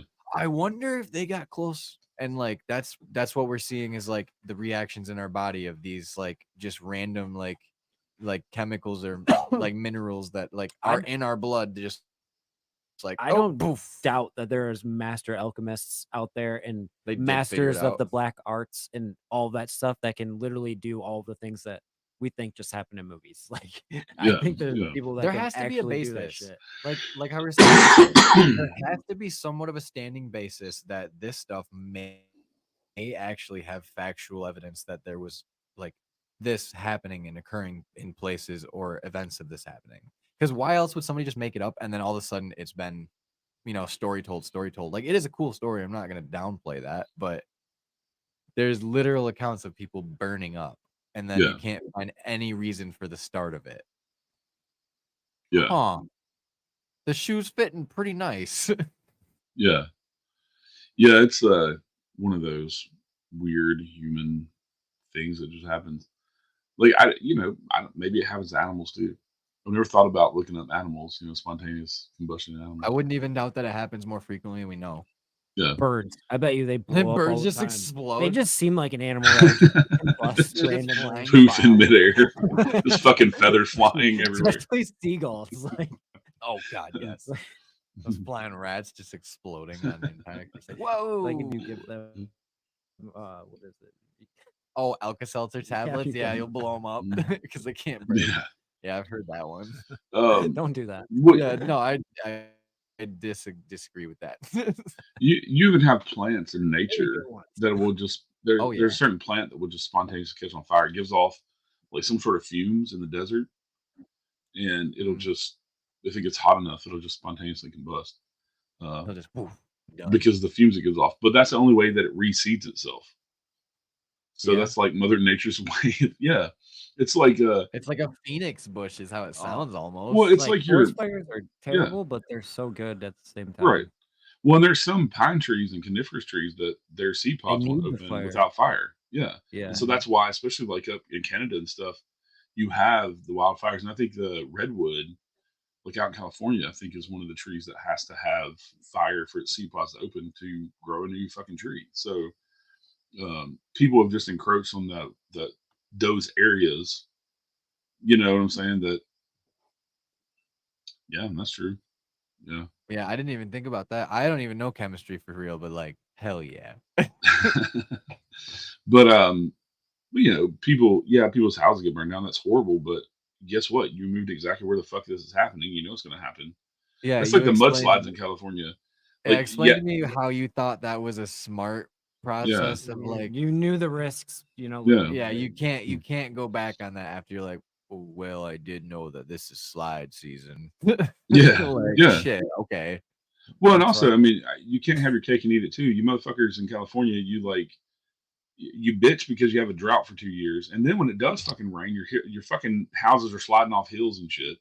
I mean, you know, like one of the it's one or the other. Like, you live there, you might want to move inland a little bit where your fucking house is not, you know, taking a ride down a hill. Yeah, and the craziest thing is California per capita is like bigger than most like masses of people in other Yeah, countries too. Like yeah. landmass compared to like geography and like population wise, it's stupid. Like you could fit like 18 Europes into California. It's dumb, dude. It's like, and you're telling me that you guys are living so close to the coastline because it's beautiful, yeah, but like it is also exponentially dangerous because Yeah. you're next to a fault line too. Right. Yeah, and then the mudslides, and then the forest fires, and you have all that. Earthquakes. Okay. Yep. Well, That's why I like mean, Michigan. We don't have to deal with Michigan's anything chill. here. We don't Yeah. get Pretty tornadoes. chill. We don't get earthquakes. It gets rainy for a little while and snowy. We're good. it's too cold up there for me. It does get fucking burr. I'm not gonna lie. It does yeah, get real burr. that is a real thing. We The deal good with it. now the good thing, we do get tornadoes in Tennessee. I'm not saying we never have tornadoes where I live, because a couple of years ago we had one come through Nashville. Yeah, that was a But bad one. Knocked down like I wood said, for you. Nashville's in a bowl. The town I live in, we're 100 feet above Nashville and kind of in the hills and valleys. Yeah, tornadoes I don't have think you a- get hit with that. Well, tornadoes have a harder time organizing because of all the trees blocking the wind. You have the hills and valleys, and so we don't get really big tornadoes here. It's not Right. like out in Oklahoma where it's flat and they can, the Right. winds can Yeah, swirl. you'll get and- like a dust devil Yeah. or something where it kind of Yeah. sucks if you're standing next to it, but it's like I'll be all right. But I can tell you, since I've lived here my whole life, I can tell you of 2 tornadoes that I know that were within 5 miles of my house, and both of them followed valleys Yeah, because believe that was the just natural path of the wind. So Tennessee's not. What I was getting at, Tennessee's not so bad either. No. We're only Like, cold no, for a I couple would months out of love the year. to I would come love visit that. Tennessee's like, probably like if I could just for the scenery too, even and see the Appalachians myself would be just a Yeah. beautiful Yeah. thing someday. The awesome I thing went is there, I've been obsessed. the September 29th and 30th, I'll be in Gatlinburg in the middle of the Appalachian Mountains with all the leaves So changing. cool. Oh, it's gonna be awesome. Yeah, Yeah, that's gonna be a beautiful sight to behold. yeah. I got invited out there to guest MC for Hillbilly Horror Stories live show. So Cause wicka fucking sick. yeah, That yeah. is sick. So if you're not familiar with Hillbilly Horror Stories, they're one of the biggest fucking paranormal podcasts in the world. So Yeah, I'm gonna have to check that out because I've seen it on my like Spotify feeds and stuff, Yeah. but I just haven't clicked on it yet because I'm still trying to backlog all the stuff that I haven't got to yet. I think they just hit 24 million downloads.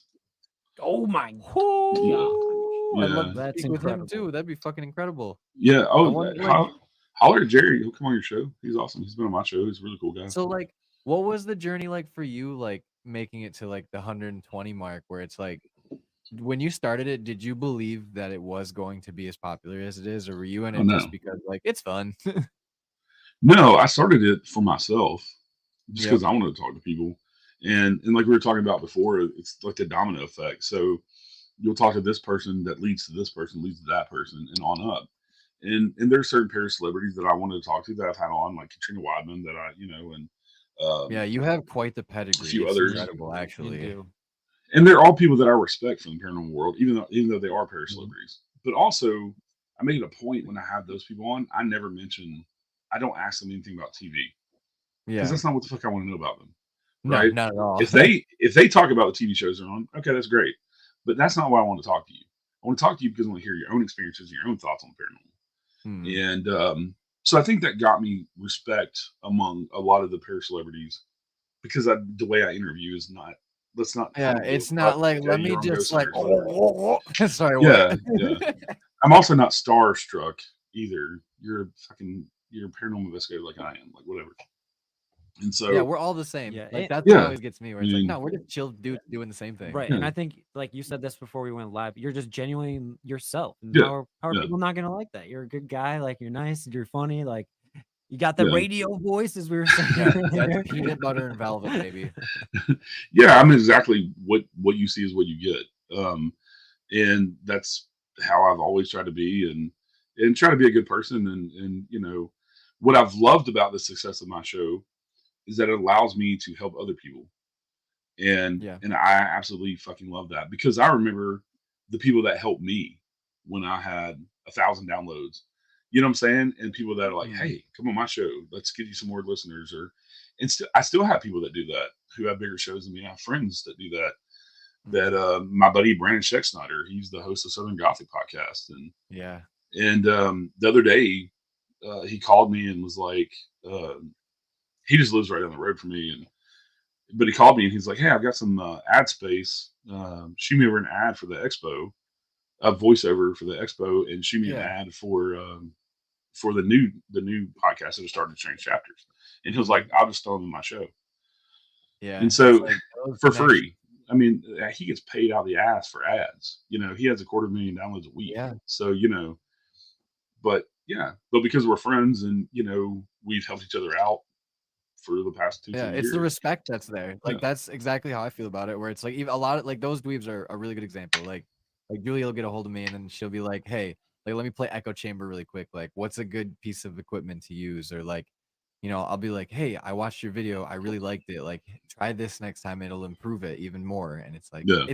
that's where I get so much satisfaction from doing this, because it's like I never expected to be like a pillar in the community where people can come Yeah. to and like talk to me Yeah. about it, and it feels really, really, really good and humbling too. Yeah. Yeah. I'm with you. And no, to get to over 100,000 downloads is fucking insane to me. And to get to Yeah, it's have crazy. people, well, and to have people come to events now just because they want to meet me is fucking insane. It blows me away. It's not anything I ever thought of when I started this. It's not anything that I ever even wanted. I'm just not that type of person. You know, Right. I don't give a fuck to be about being on TV. None of that shit. That's not, you know, it just doesn't. I don't know. There's a TV show I'll be on probably next year that I've already filmed for, but that's because they're friends of mine. You know, Mm. and they asked me back on, I'll go back on. But then I had the opportunity to go in haunted hospitals not long ago and film an episode, and I told them no, because I didn't want them to own my story for almost 2 years before it ever came out on TV. I'd have to sign Right. an NDA. I couldn't tell that story when I guess on podcasts like this or any other podcast. Couldn't tell that story in my own fucking show. You know, and I'm like, I don't want you to own my story. And it's like, what? Yeah, and what do I We get? want creative freedom. Yeah, and at the end of the day, what do I get out of it? I don't get shit. Exactly. It's not like they're going to Yeah. advertise my podcast for me. I No. mean, you know, they're gonna No, say, they'll see your face, and then people have to do the actual work to find it. right. And who's gonna do Yeah. that? People don't do shit like that. Yeah. Most It's people it's don't. They want it's a easy. not very out. Like, you Yeah. know, Yeah, unless you're easy. getting Yeah. pushed on like the page where it references all the shows you should watch. It's like, yeah, it's kind of Yeah. hard to get Yeah. noticed. Yeah. So I didn't go on haunted hospitals because I just don't give a fuck about being on TV. I don't care. You know, I love doing podcast interviews not because it ups my fame or whatever. It's because I love talking to people like y'all. Like on my show, Right. on your show, I don't give a shit where it's at. Also, guess what? I don't have to prepare shit for this. I just No, come it's on genuine and as tell hell my right off the stories. top. Yep. It's not like when I do my interviews where it's 2 days of prep of, you know, research on my guest and what we're talking Yeah. about. If they got a book, I'm reading it, like, you know, shit like that. Mhm. No, when I guest on somebody else's show, I just jump on and you know, Where it's like, talk. let the Fire right- tangents take you us. like to say it, Yeah. fire right to Bang, hit. bang, bang, bang, bang. Always. That's been our like Mm. slogan the past couple weeks. Is we just shoot from the hip. Yeah. I mean, speaking of shooting from the hip, where would you go if you had like like full access to somewhere and it's like, Yeah, you know, dream like, location. the you could go anywhere in the world, wherever. And there's nowhere off Mm. limits. Nowhere's too taboo. Probably one of the top of the list would be the White House. Oh Yeah, dude. I was thinking about yeah. that too. I was like, I don't think anybody ever has done a paranormal investigation in the White Who's- House. Didn't G say that last G week? did too. Yeah, G Yeah. mentioned it too, and it's like, man, that would be fucking wild. Actually, I bet there's some weird echoes of the past in that bitch. Yeah.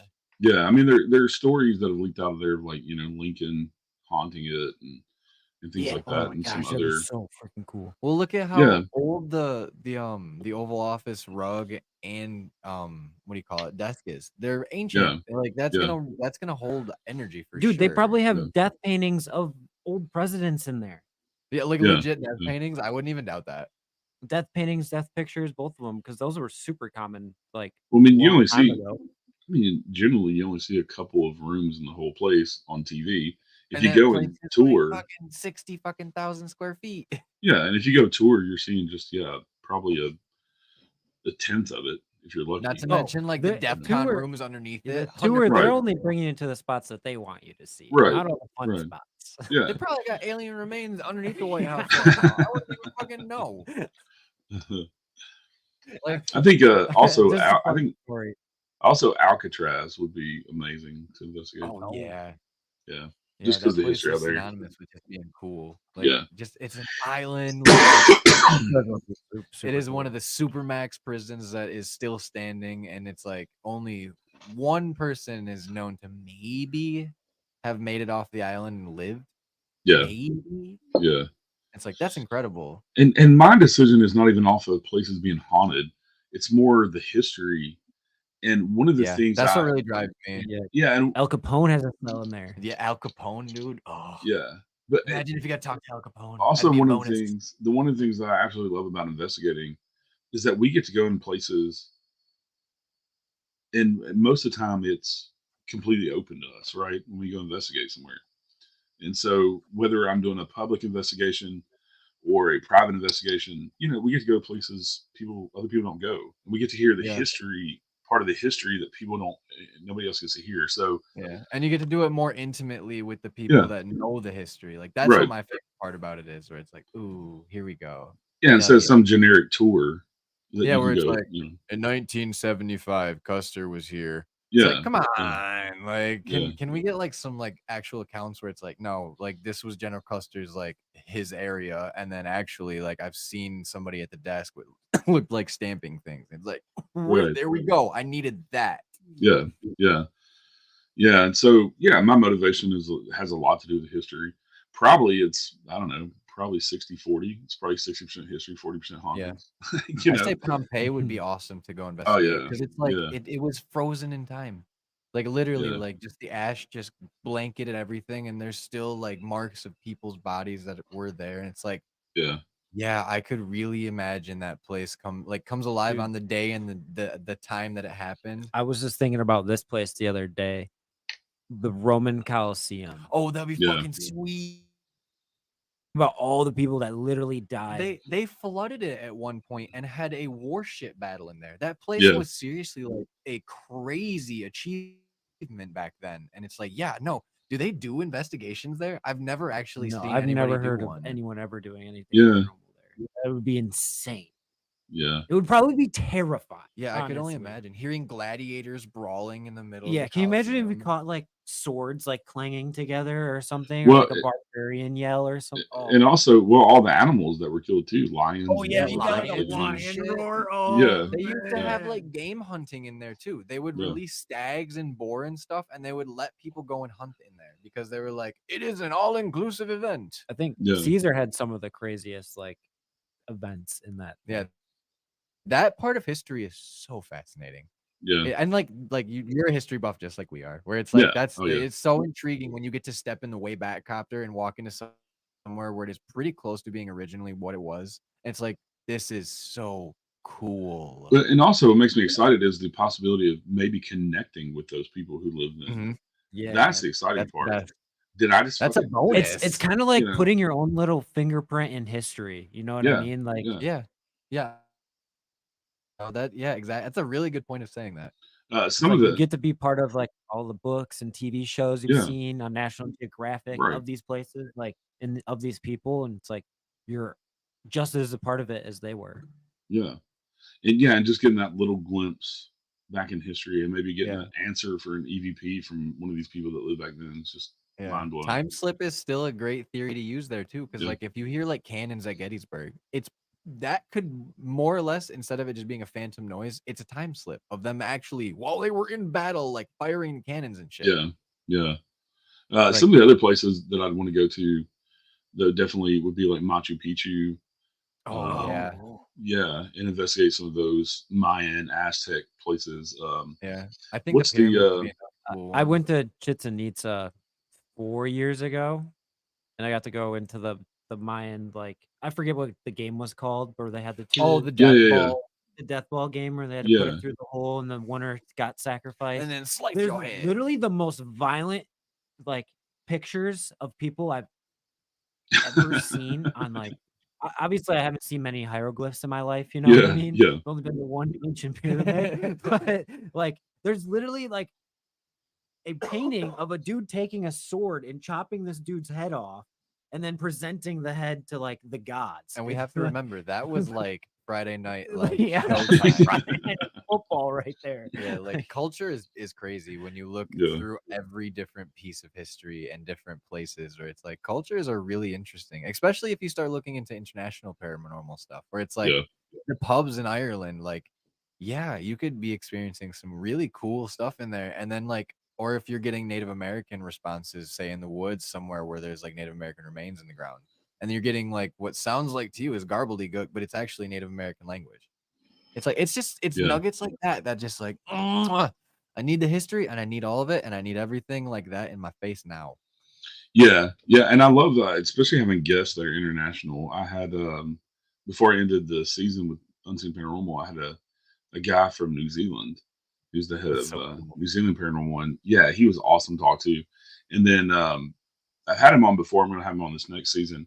But me and him become buddies. Warner Juice, he's a Mhm. UFO guy from Malta, and his take Ooh. on UFOs and stuff is really cool because Malta has some ancient alien. I mean, Malta's not a very big island.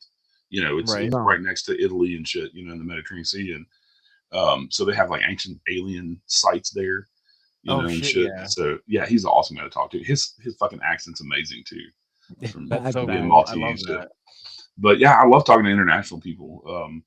It's just a lot of fun to get the different cultural take, like you're talking about on the paranormal and how Yeah, they. like Helena was in the chat earlier. She's from what was Finland. it? Finland. Yeah, and it's like hearing some of her accounts of of like what it's like over there and paranormal wise. Yeah, It's like it's so She interesting. actually has one of the best like theories on paranormal language that I've ever heard, and she believes that spirits can speak whatever language they want because they're just trying to It's just communication. Like communicate with yeah, you. So like they don't need to speak in whatever language they spoke in because they're trying to make you understand them, and they realize that you're probably not going to speak what they are because you're not speaking it mhm. to them. But if you right. speak it to them, if they're Well, and who is to intelligent, say in you death know. too we don't transcend and get the all knowing like key to everything, and it's like, oh well, now I know every language. Like cool. Well, Like we also don't know if that's real. how the fuck do ghosts make sounds like speech anyway? We speak because we Yeah, have like vocal what the cords. The fuck is air that? flows over. Yeah, so but they don't have fucking. I mean, they don't. They're not breathing air. I'm guessing to push air Like over unless vocal it's cords. like So they're on the other another plane of reality that is parallel to ours, that's yeah, like right there that we can't see through, and it's like they're corporeal there but they're not corporeal here, and right, we're just talking through the veil. Like I don't, who knows, I No, wish yeah, I yeah, knew. it's all right, theories. right. And that's why we do this. Oh, it's the best Exactly. to talk theories. Exactly. I think I love just being Paranormal able, theory has become yeah, like one of my favorite like just hearing new what people's Yeah, subjects. opinions are is so cool. Cause like I know a lot of people that are like, poop your opinion, you're stupid. Like that's not right. It's like, no, nobody's opinion is wrong. Like maybe right. because it's different is like, well, that actually sways my opinion towards the other side where it's like Right. now my eyes are a little more open because I didn't think about That's that. another reason Yeah, why I love paranormal. You can be so flip floppy Oh yeah. because yeah, one day you might believe one thing, and then someone says something, you're like, "Well, that blows what I thought out the Yeah. window." At the yeah, beginning of this, I was You like, know? demons are fucking not real. And now I'm like, oh, I don't know. I don't know. yeah. It's crazy the past 3 years how my views have changed from being very like, especially talking to different lots of different people on the show of yeah, like you're saying. Oh, that makes better sense than the opinion that I had about that paranormal thing. Yeah, Like, I didn't know if attachments were real. I didn't know if possession stuff could be like real. But then it's like you get affected and you feel your mood change. It's like, well, this is weird. Like I yeah, shouldn't feel like this. I'm having fun. What the fuck? Or like you legitimately have things telling you like you got an attachment, bro. Like attachment. Like I'm here, homie. Like yeah. and then you're like, okay, now I'm a little bit more less skeptical, but What Yeah, check? it's also our experiences, shape our opinions and the way we see these things. So the more you investigate and the more you experience, the more you're going to be like that of like, oh yeah, maybe I was wrong about attachments. Maybe I was wrong about this or that, or, because you have that experience that finally kind of clicks in your head. Oh, this is what people were Yeah. talking about. You know, How do you feel about attachments? I imagine you've probably talked to, some investigators or We're know like, people that that shit was fucking me say up. that they, have had one or have one currently. yeah, I believe they happen. I don't believe they happen often, Right. because I think our energy, we just have kind of a natural defense to that, Mm. just because of being on this side of the veil or whatever you want to call it, this side of the dimension. Um, and I think it takes a really strong spirit to attach themselves to you too, Right. Well, especially and to who's to say affect that you they and can't things come you. and go too? Like if Yeah, they're just yeah, transient as fuck, like they can just pop in and be like, "Sup, dude." yeah. I feel like I've had some things try to attach to me, but just being cognizant of it. And I think also if you're fairly healthy and you keep your energy up, you know, you're not you're not on drugs or you're not having mental health issues that kind of beat your natural defenses down. You know what I'm saying? Yeah. Sure. Yeah. Or being depressed or things like that. I think that's when you open yourself up to things like attachments and things, more so affecting you, because I think your mood and things are easier to Yeah. sway that way. I see. I totally agree that because like one thing we always talk about is like if we're gonna do an investigation, we need to both be in a good mental Yeah, headspace. You can't yeah, go into Like, what if anything. we're walking portals and like if Mm. we're projecting badness, like, well, then something bad could definitely just be like, yeah. "Yo, I'm here. What's up?" Like, you feeling terrible? I'm down to do terrible. Out of all of the questions over the years that I've thought that I've answered, that have just opened up 1,000 more questions, the one thing that I think I can say, at least for myself, that I believe is definite in the paranormal, is that intention is Mhm. everything. Intention is very Yeah. much so everything. Definitely believing that. Yeah. When you're going to places, I think they already know your intentions, and I think you go in there with bad intentions, you're going to get bad things. Yeah. And if you go in there with that mindset that that's what you're looking for, then you're going to have bad experiences and things that are demonic or whatever. But if you go in there respectful, like we do, because you're interested in the history and you want to know more about the place and try to connect with the history, and you're excited and all of that, I think they know that. I think you're going to have a better experience, and I think that helps Mhm. more of the positive things come through than the negative, because I think you're not giving power to the negative, Right. right? Right. Yeah, and like if you go in just completely skeptical, I think you're just closing off that avenue of like wanting Yeah, something to happen. Because like you're probably dejecting that spirit, I, or because if I I'm a think person, if somebody's like, I don't want to talk to you, and it's like, well, fuck you I then. think there is like a happy right. medium of like the energy level that you bring into an investigation either heightens or deheightens the ability for your experience to happen. So Agreed. if Yeah, you go into a yeah, place going, ghosts aren't real, I'm never going to talk to a ghost. There's no way I would ever talk to a ghost. Mm-hmm. Guess what? You're probably never going to have an experience because you're not right, allowing the spirit the energy it needs to communicate with you. right. It needs Yeah, that reciprocation. Like if everything works on a vibration, and like if that's what it is, You have like no vibrations yeah, for you're them not to. putting out the right wavelength to receive that. yeah, It's like a spiritual like tuning radio. That's all we That's are. what. It's Yeah, like that's we're how I just look at a it. As we radio, are. and once you tune it into the right station, they just start chattering away with you. Yeah. and I've seen people like that. I've investigated with people like you're talking about, Riley, who when they walk in the fucking building, everything's just might as well just stop investigating because you're not gonna get shit because this one person is here. And it's no slight on that person, but they have that energy and that mindset like you're talking about. And yeah, you're absolutely right. It just completely flattens everything out Yeah. I believe to in where manifestations too. Like you can manifest your own destiny if you put your mind to it. And like it's same thing as if like you're manifesting like what you want to see to happen. Like you might make it up, but if you're putting that energy like, yo, like I'm not afraid. I'm coming in here with like a confidence. Like I'm confident that you know what you're doing too, and that I've heard a lot of good things about this and I know a lot about you. And then you start reasoning with them, it's like maybe you're gonna manifest it because it's like you hit yeah, that frequency that you were needing to hit to actually see what is really happening here. Yeah. Well, and also, I mean, if I walked into your house and just started yelling at you, I wouldn't get a good response either, would I? Right? No, Exactly. probably gonna shut you Circus right out. trick. Yeah. Do a circus trick. I mean, so if you go there, that was their, I mean, the majority of places we go to, okay, that's where they lived or died, or so there, it was some sort of, significance or importance to them. So they're going to have some sort of, and that's where they live now. So they're going to have some sort of protective, feeling about that, or I would. Hmm, So especially if you're going into houses and things like that, you have to be respectful I agree. and also understand cultural differences between now and then.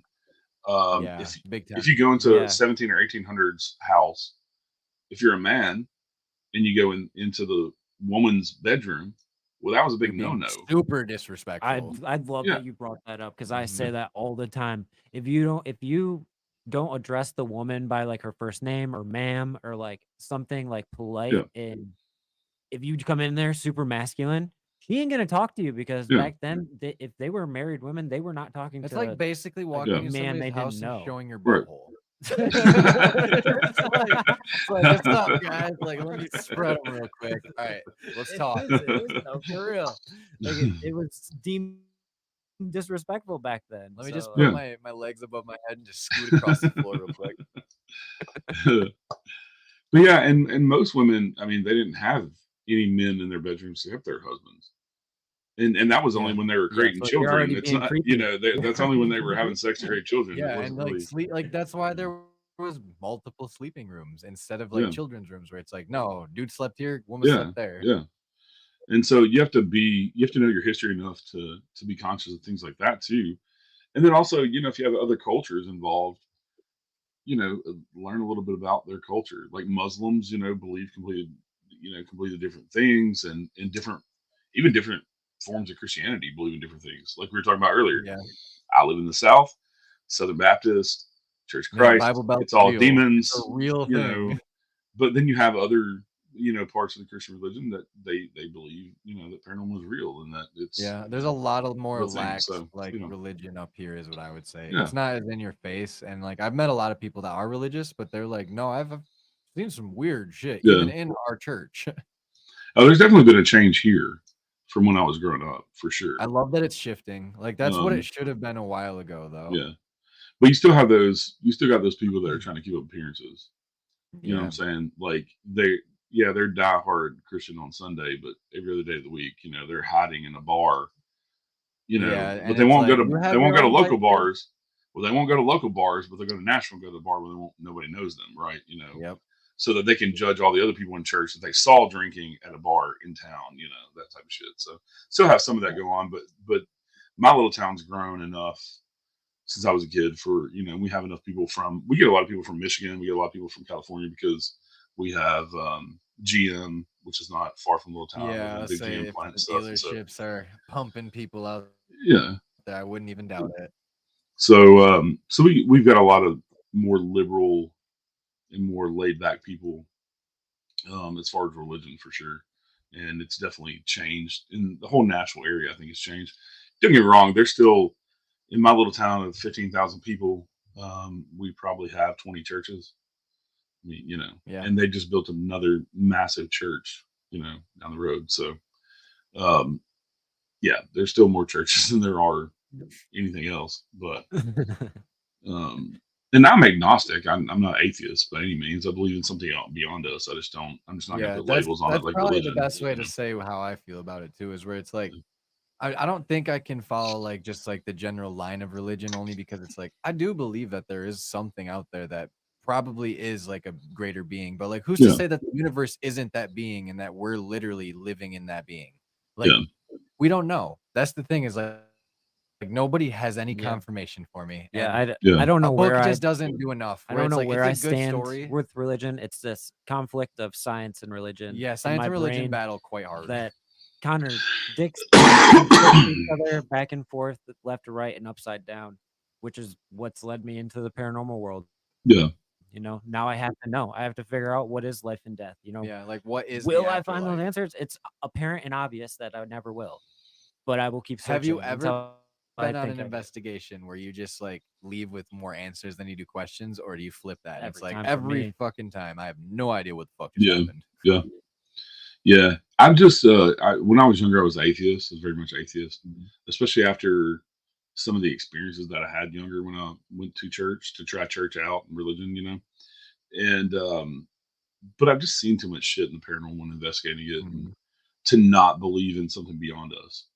Um, and especially I come from the medical world. I worked in medicine for 20 years. I worked in emergency medicine for 15. So seeing some of the crazy shit there definitely made me believe there's something beyond us and something after us for sure. That's so interesting. I can't tell you what it is, but I don't think anybody has it figured out, and that's why I'm not big on religion because okay, it's great you have faith or whatever, but you can't prove it to me. So yeah, Yeah. And well, the thing that always kicks me through the loop is like, yeah, it might be untaxed, but it's like, why are there mega churches where these fucking pastors are making millions of dollars? Like, where yeah, if it's like, if this religion is really for the people and like all about making, a better life for everyone, like why yeah, are we driving Bentleys and fucking flying private jets everywhere? And like it just contradicts what the Bible, like, to me, is like producing in the thought process, where it's like, be a good person at the end of the day is really what it says. yeah, yeah. So it's like, is that really the right thing to do? I don't feel like that's the right thing to do. That's why it's always fun to be like, maybe there is, maybe there isn't. Because Yeah, I'll ride yeah, that fence. So yeah, how do you feel about the UAP stuff that's been coming out recently?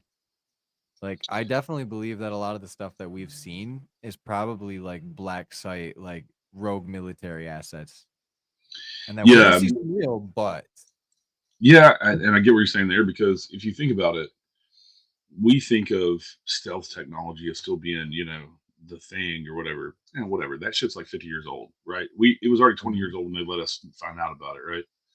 Yeah. So what have they done since then? did you hear about the F-35 that went missing? In South Carolina. And it went Yeah. into stealth mode, and they found it in a fucking field. Yeah, yeah, Where it's like, yeah. you're telling me that bitch flew itself, landed itself, all on its own, and it's unharmed, and that was Wait, a plane just took off an by itself? F-35. They were No, flying it. The pilot had some type of error or he malfunction and ejected. had to Yeah, eject, and then the fucking plane flew itself on stealth mode and landed itself on autopilot. Yeah, and you're telling me that if you look at the 10 What the years of fuck? technology advancement, it's like, A well, fighter jet flying itself? yeah, and that's like Yeah. lightning fast, like, advancement, where it's like, something pumped that. Yeah, like, dude, that something thing had to help that along. It had well, to be moving what, like Mach 2? I don't know how it did it. There's no like real like good information other than they found it. well, and see, also, like the F-35 program is supposedly like $40 billion over budget, right? It was supposed to The, be like, done. highest technology. It was supposed to be done like 10 years ago. Yeah. That's car shit. They're using that money The for whole other car fucking shit. things. They're saying Look at that what DARPA does. they're They got saying the it's not whirlpool ready. over everybody's eyes. Yeah, they're saying it's not ready, so they can use that money for other shit, black sites, and their black budget bullshit. Attack copters. They have those reticles already where all you have to do is look where you want to Yeah, shoot and then pull the trigger. yeah, Like, that's yeah. a thing. Like, that's not science fiction or just like video games. Like, that's real life. Well, and also, how quick did drone technology just? Drone it's technology? Look, insane. it was Yeah. like here, and then it was just doing all this stuff. Right. Yeah, it's Fucking crazy. insane that, like, everybody's videos that you see out on YouTube too, a lot of people that have these drones, the footage is incredibly good. Yeah, And it's like really good video, and it's like you're telling me that they smashed this tiny camera into this flyable fucking chassis that is like You can program it, do whatever the fuck you want literally it to. has, and you can plug it into your smartphone and do it. Well, how about the one guy from Al Qaeda that our government used a drone to assassinate? Yeah, that Did you hear about that? too, where it's like They Yeah, where ran it's the like drone they basically weaponized straight it. up his ass and blew him up, but didn't kill anybody else in the family in the house. Yeah. Seriously. Yeah, and like look at Ukraine videos too right now. They're using drones to literally drop grenades. Yeah. Where it's like, Jesus fucking Christ. Yeah. Like Yeah, we're that's living actually in like a crazy, crazy Yeah. time. That is actually terrible You're because you get a not safe. live feed on that thing and you can literally fly it into the smallest You can spaces. like if World War One was a thing with fucking drones, like you'd be fucked. Like That you're would be literally in a insane. trench and it's just like, pew, you're dead. Mhm. Yeah. Like that's accuracy, baby. Yeah, and I think just leaps in technology that we've had with supercomputers and superconductors and things Quantum like that. computers Yeah, are real. yeah. Like people don't understand how insane that is. Yeah. Yeah, and so it's kind of hard to deny that they've recovered anything or anything like that, and I think we're well beyond people keep wanting to talk about Roswell. I think we're way fucking past that. I No, think like that was the material, yeah, they've already like re-engineered that and then are using it right now, like yeah. mass producing it It's probably probably. how we got iPhones and everything. It's Right, right. exactly like there's some unknown component that none of us are privy to except for the very deep, deep, dark government or like Yeah. the people that are actually working on this stuff. Well, people are like, how do you keep big secrets like that? It's Compartmentalization. crazy. All you do is Compartmentalization is compartmentalize. huge. That's why It, I believe yeah, that there's rogue assets that we're seeing these UAPs that are probably just like drone operated, like crazy stealth technology that has been yeah, reconstructed from like out of extraterrestrial technology. And it's like, yeah, yeah, you got pieces that you have like what is it, David Grush or however you say his name? Crush. yeah, Like he literally was not he was hired to do an investigation of the paper trail, the money yeah, trail to these fucking black sites where they're doing this type of thing. And he found that there is a huge, huge oversight with no restrictions for them whatsoever, yeah. basically. And there's money being funneled everywhere. That's Well, why it also, was like we're doing the books here. the best way for the U.S. to let Russia and China know that we have this and they don't, because our government, the only thing they Show it said off. exactly, and the only thing that our All about government has power. said that is definite about it is that we know it's not Russia or China. Well, how do you know that? How do you know for sure it's not Russia or China, Look right? at what America's policy Unless was you back know in the that we're the day. only ones that have it. We were carry a big stick and swing that fucking thing. And we Yeah, still are. How do you tell me that we're not yeah, flying around the borders where there's hot hostile zones about to pop off that we're just like, yo, let's flex our military might right now. We have the biggest military in the world. Like, yeah, Well, that's yeah, China actually yeah, has the well, biggest, but per cap, like GDP wise. yeah. But also, how do you let your enemies know that you're bigger shit than they are without coming out and alien showing off technology, your Yeah, technology? like obviously. you have to take your hog out and just whip it around in You their do these faces. fucking Oh my grainy, God. ass videos of these crazy craft doing crazy things and say, "Oh, well, we know it's not Russia or China, but it's not us either." Okay, well then It's how like, how are for you sure do sure? you know it's not Russia? Are Yeah, you sure? yeah, it's Sure. crazy. But also, I mean, if you look, everybody wants to look at the disclosure, so-called Mm. disclosure happening in the United States. If you look around the It's not world, really disclosure though. but It's if you they look need around to the do that to world, the skiffs. yeah, but if you look around the world, there's been way more disclosure in the past 20 years than there ever has been in the United States. Just look at Brazil, as Oh yeah. that government's been completely transparent with a lot of things with UFOs, Did you hear about and that like alien figure they saw walking the streets down yeah, there yeah, in like Brazil or maybe it was It Peru, was but like it was Peru. terrorizing the whole fucking county and they had to yeah, call in like the government military. It's like, yeah. what's that And that was about? and that was a lot of people seeing that, and they tried to say that it was because of religious beliefs or whatever. No. How is that if you have this many hundreds of people and you have people up in arms out in the streets hunting for this thing that you got to bring the government in to calm them down? Yeah. They're pretty sure it was Yeah, fucking no, that's real. not hysteria. Yeah, Yeah, they were really sure it was yeah. real. So yeah, I mean, I think it's just tip of the iceberg. I think with UFOs, and I don't know if they're and they keep changing the fucking name too. Now it was UFO, then it was UAP, and UAP meant unidentified aerial phenomena. Now they changed UAP to mean something completely fucking different, Yeah, and and it's then just they call it's like the fucking shell game. underwater submersible Yeah, something different it's too, and that it's like, fucking shell game where find out where the UFOs are. Like yeah, where it's like yeah, if you can figure out the right name to yeah. use, you're getting closer. But I think maybe instead of being something that's extraterrestrial, I think more along the lines of probably interdimensional. Yeah, I You would know? think so. Cause like, what are the odds that they're in this galaxy? Yeah, It's probably maybe it's possible, but like it's way more likely that the eons that are probably inaccessible to us right now and the millions of galaxies that are out there are inhabiting life. But the only good way of traveling light years away is interdimensional Yeah. travel. Yeah. Like, that's the only good theory I could think. And then we haven't unlocked that yet. So there's no way to know if this is like wormhole theory or time travel theory or like how the fuck it works. If we're bending space, folding space, you know, like there's so many theories that could be possible. Yeah, the shit they're doing at Skinwalker Ranch, even on the show, is pretty crazy. It's cutting edge for sure. That It's is definitely insane. interesting. Yeah. Like I definitely wonder because there has to be these like geometric pockets on the earth where it just makes more sense, you know, where it's like if tectonic plates are aligned Dude. correctly, energy is leaking through here. Like, What I if mean, there is. I mean, like what if they just terraform to hide back Fuck. where they're going? If they're like going through the ocean and then they terraform, you know, maybe that's why climate change is like the reef as below crazy as them, it they is. go through it, they terraform it back, and no one knows where they Yeah. are, and they're just in. Ooh, I have a fun one. Antarctica, the most least populated place anywhere. It's barren. It's a snow tundra, basically. What if that's where like all the secrets really are? Because it's like it's basically uninhabitable. Antarctica itself is a giant secret.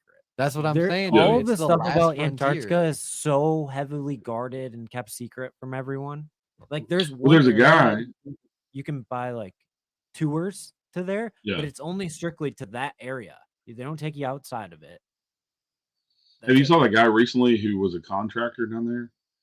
And he's coming Was out it and he's saying, the like spider theory where he saw these giant creatures roaming around at night, or is this something completely different? no, this dude was talking about giant fucking like death rays and shit that they have down there.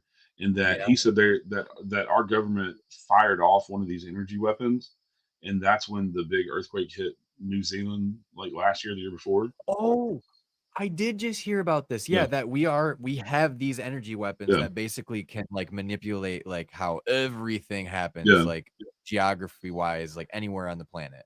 Yeah, like, and he said ooh, it was They based can off of create Tesla. hurricanes and stuff. mm, Basically, with these Yeah. weapons, they can just kinda.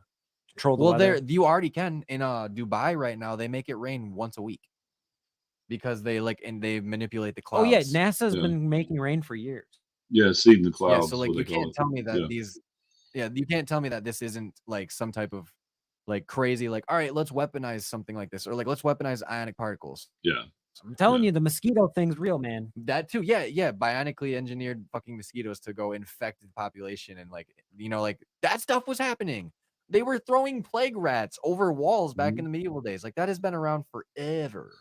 Well, and also, I mean, even going back to 50 years ago, the Tuskegee experiments. Oh yeah, I yep. mean, fucking shit like that. Like, what the fuck? Where it's like, what are you doing? Yeah. Like, why would you even think that's acceptable? Yeah. Yeah.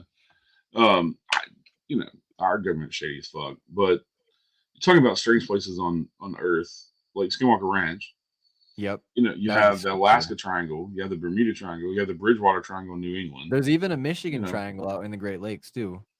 And yeah, because there's all kind of weird fucking ships disappear and all kind of shit. Yeah. And then they'll show up and just be like nobody's on it, and it's like Yeah, floating, ghost and then ships. they'll- Yeah. There was a mass UFO sighting in the Yep. the That Michigan went Triangle on too. Yeah. right on the west coast where we are, like from here all the way like up. It was on north or Unsolved south or Mysteries. something? Super interesting. Great Uh, Lakes are wild. Josh Gates did something on one I of love the. Josh Gates. Was it Josh Gates? No, it wasn't Yes, Josh sure. Gates. It wasn't Josh Gates. But There was a another show I very was fucking well- watching that did one of those, the planes that disappeared over the Great Lakes up there. Yep.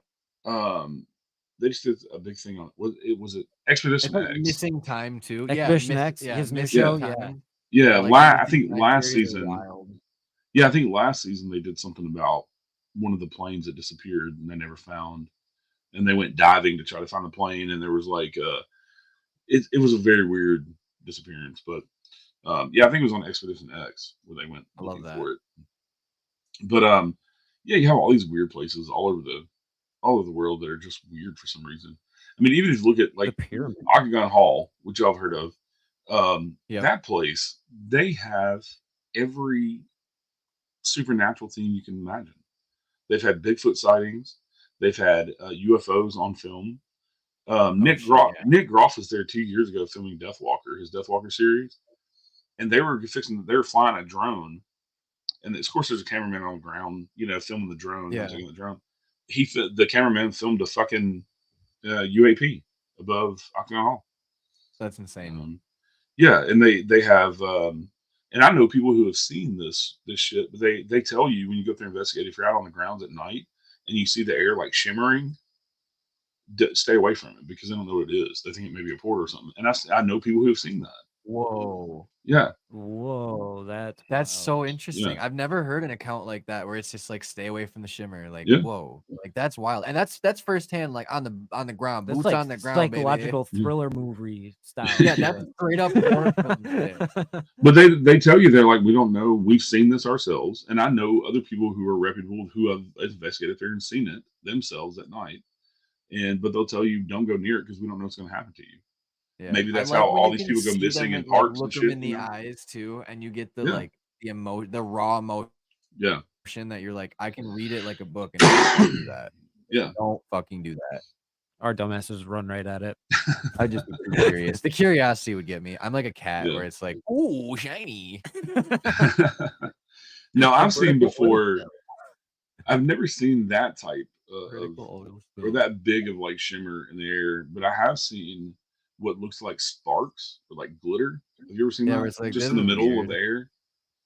I can't say I've seen Seen that a that. couple I can't times. say I've ever seen that either, but like we've seen like I've UAPs seen ourselves. I've seen UFOs for sure.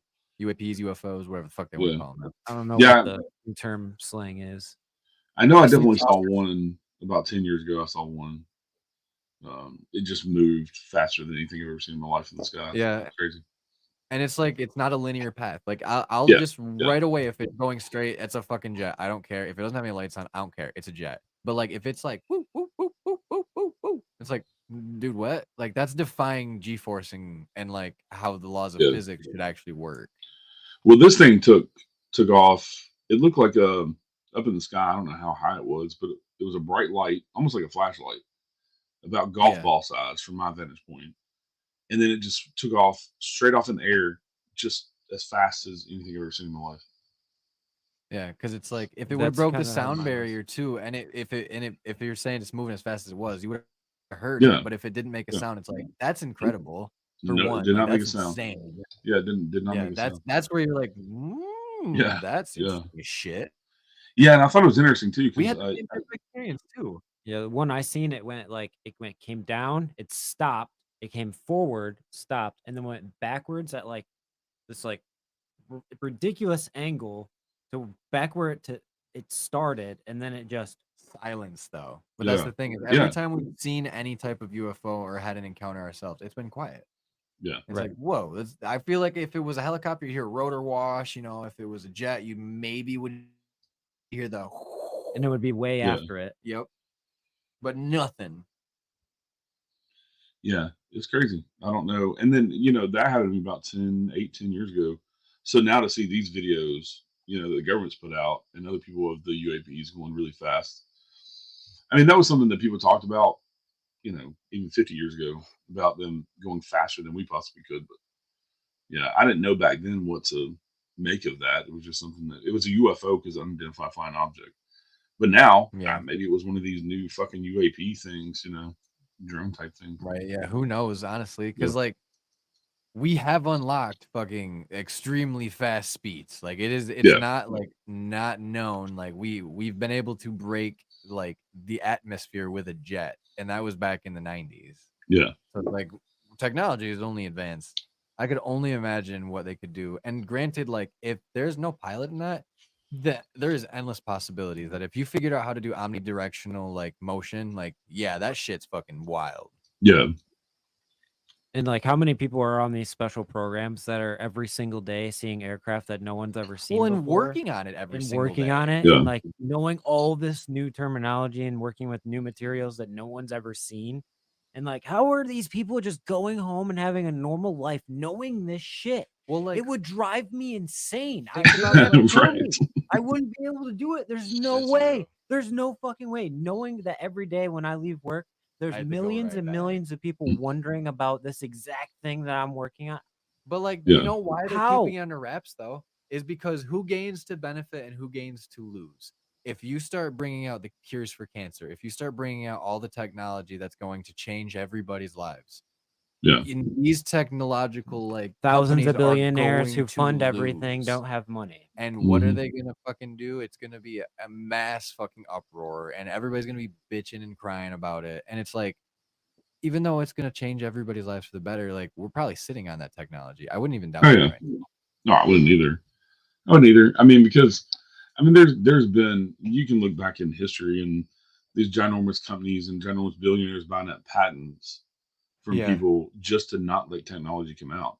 The car industry is a perfect example. You can look up lots of Oh, the history 100%. through the car industry where they've bought up patents just so that, the other companies couldn't make their cars better, And then you have the government come along saying, no, you have to share this technology Who the guy because who it's made the better. hydrogen powered car? Didn't he get Yeah. killed or something like that? Yeah. Well, also too, like look at how the government's super shady. JFK's assassination. Yeah, Yeah. JFK got shot, but the real reason he died was because everybody in the Secret Service went out and got fucking hammered the night before. They gave the dude that usually was the driver the AR-15 style rifle, and they said, "Hey, you're the least inebriated still. Like, we need you to get in there with JFK." And when he got shot, he fucking panicked, fell back when the car jerked, and he shot him in the head. And that's why there's a magic bullet, and we don't know where it is or what. And we have all these like weird angles of like, oh, this may be like there. No, there was 3 shots fired. One of them was a Secret Serviceman's rifle, and the government did a good job of hiding it until now. Yeah. Because like that's the leading theory that I've heard right now, and it makes the most sense. Yeah. I've always thought it was shady. Yeah, there's nothing about it that isn't shady. Yeah. Like you're Yeah. telling me like one person had the miracle shot and a magic bullet that disappeared, and if it did go through and hit the senator that's behind him, like why are we not like just definitive like there's the answer, like it was what's his nuts that shot him, like Yeah. why is all of this like hoopla going around it? Lee Harvey Oswald. Yeah, Lee Harvey Oswald, thank you. I don't know history. I claim to be a historian and I can't remember names. It's stuff like that. Like conspiracies are always so interesting to me, where it's like there's so many answers out there that we just don't have that maybe people do Yeah. have the answers to. And it's the same thing with paranormal, where it's like I think that's what drives me the most is like it's just so intriguing. And maybe one day I'll be tuned in to find out the answers, but who knows? Maybe not. Maybe I'll have to figure it out one day on I my think own. you'll find out, but it'll be when you're already dead. Probably. Right. It'll probably like thousands of And years then I from come now. walking up with a spirit box. Trevor, are you there? Bruh. I can only say one thing that I know, and it's like it'll be like, remember to keep your ears. And it's like that's how you know it's me, motherfucker. You just get Also, is Where it, every time you go investigate, I just get Whatgoesbump. one of my questions with the paranormal was, are we supposed to know? Yeah, like Good question. is it one of those like if you know the answer, like is it going to like blow up existence basically? Probably not like that crazy, but like once you know Yeah. the answer is like, well then Matrix is it gets gone? Yeah, solved. is like the simulation over now? Right. Right. Yeah. Yeah. It's every time you think you answer a question, there's 1,000 more. It's just how I it always is. feel like I'm on a constant side quest. And the next experience you have just leads to more questions. Like, why Yeah. did this happen? Right. Like the main quest is figure out afterlife. Side quest is like go and do it, but like fuck, the side quest is never ending. Oh Lord, I try to stay out of the weeds with conspiracy theory. I get a lot of emails of people wanting to be on my show, and most of them They're like that's what they are. 9/11 was an inside job, and it's like, Yeah, or they're like, Right. oh, this attorney speaks to the Intergalactic Council. I'm like, well, you lost me. You lost me. We're not talking about the fucking. It's like if you would have said Intergalactic something about the Council. Anunnaki and been like maybe back in the Mesopotamian era, like the people were brought here to be slaves to like mine gold for the Anunnaki. It's like, yeah, like we can have that conversation. Yeah, But, like, yeah. you Yep, talk we to have, the fucking space Google at what planet Xenu? in Right. November, we have a ancient civilization historian coming on to our show, and we're so excited for that because her specialty is like Anunnaki and ancient civilizations. And I'm so fucking gonna be basic so when it comes fun. to knowing any of that, where it's like we did a whole episode and it was so hard to digest in 1 or 2 nights of Yeah, reading. yeah, yeah. That shit, and it's crazy. back in the day, I thought the Ancient Alien show was like a crock of shit, and like, oh, really? Some of it could have been. I think They some were of it's making a for lot of ratings, stretches. but Yeah. They do make some stretches, but the but points they made are good. some of the Now, connections are. yeah. Now I watch it and I'm like, oh, I see where I see where this is. It just finally clicked for me, I guess, a lot of it. And yeah, they make a lot of stretches and they get in the weeds a little bit sometimes, but for the most part, they make some really good points, Yeah. and at least bring up some really good questions. Yeah, like what's under the pyramids? Like, fuck, what really is Mm, down there? And like, right. I get why they don't unseal the tombs that are down there because it's like you don't want to destroy it. It's so fucking old. Like, don't open that. Yeah. It's even older than we thought it was. Yeah, that's the other thing too. Is Yeah. like, what if like For, underneath the like, ground what, is like the past, more like- than we know? Like last 50 years, we've thought the pyramids were this old, and I think just recently we found out they're They're like another probably 1,000 years older than what we thought they're they were. probably even more old than what Yeah. that even says. I bet you that they're like the ancient, where Right, it's it's like probably like they just kept building on top of it, exactly, and making and it it's like bigger the and biggest bigger and mega bigger, structure. you And know we what I see mean? the Like tip. over years and years and years and years and years. Yeah. As we probably need to count every single stone. Every stone was probably a year till they got to the end, I could and imagine. then they just. Yeah. Or like they say, like, how did they get the blocks so like symmetrical and like everywhere is so Yeah. just aligned? Where it's like even if you have a workforce that large, like there are going to be flaws, and there's no flaws in the pyramids whatsoever. Yeah. Well, and some of the like some of the other ancient sites, like we're talking about Machu Picchu and Göbekli Tepe, and some of those Göbekli they Tepe have is like fucking cool.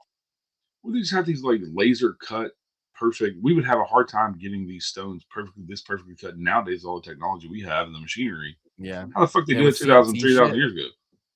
It's crazy. Yeah, like how? Yeah.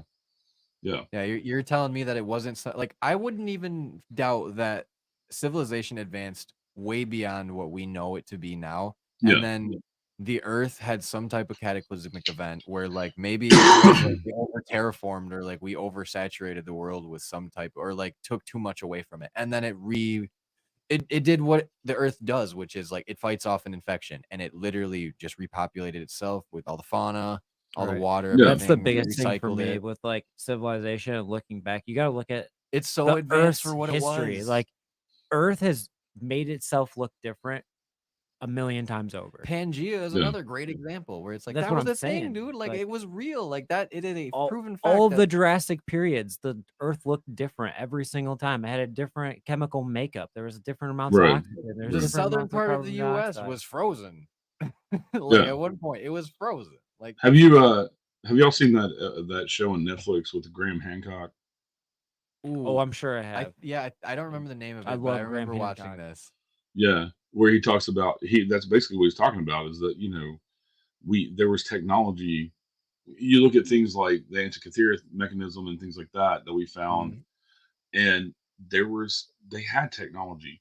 It's just been lost, and he's an investigative reporter, and people try to shit on him and call him I think he's so legit. Yeah. I yeah, think he's so they legit. call him a pseudo archaeologist and all this, but Yeah. It's like, he's come on. done his research. He's dove in, and he just A smart The guy. things he's talking about is obvious. Yeah. Well, archaeologists they don't want to Isn't he- backtrack, and say that the pyramids You have and to things are rewrite older. and they- history at that point. I'm pretty Right. sure this is where I always get. I'm pretty sure he's the guy that says a lot of the ancient technology and how they did all of this was lost in the fires of the Alexandria Library, like when Yeah. Caesar and Cleopatra got into that giant war with each other Because they're fucking and basically stupid. destroyed Yeah. all of Egypt and the ancient Yeah. civilization. Because there. your dick don't work Yeah. good enough, bro. I'm gonna fucking burn it down. But he also talks about, from a scientific standpoint, ancient floods, and we've had multiple shit. The word went in my head. Multiple ice ages in things to where they try to tell us, oh, we only had one ice age 40,000 years ago, or whatever the fuck it was, I don't believe that. whatever that the fucking caveman lived through, and he thinks there's been way more than that, like many ice ages that we've had that's kind of wiped out parts of the population, and you've had technology lost through things like that. If you get into the out of place object shit, that's a rabbit hole I went down not long ago. You ever watched anything on those, like the Antikythera mechanism? They Yeah. found off of Oh my Greece. gosh, I always forget And then about That thing is insane. I think this was found in the United States. They found a fucking modern day hammer, not modern day, but like for like a hammer they would have It was 80 the years same ago. style, basically. Yeah, with the metal head and the Yeah, like a mallet type yeah. style, probably. It's encased in fucking rock, like completely encased in rock. And for it to be, And that's old as it would have shit. to be there for millions of years, right? For that to happen. Yeah. And the wooden handle is like petrified, and they don't know how it got there. They don't know. There's no explanation for it. That's the shit Yeah, that there's no good fucking way of doing blows that. my mind. Yeah. I love that. Well, look stuff. at some of the hieroglyphs in some of these ancient civilizations too. Is like they depict helicopters and other like spaceship looking crafts. And then Yeah. if you start looking even deeper, like I think it's God, I can't remember the name of it now, but there's one civilization where they like pierce the ground with the echo radar and they realize that there's more like buried very deep, and it goes way down. That's like it's just more caverns and like buildings and stuff that's all part of the main structure that's already huge. And it's like Yeah.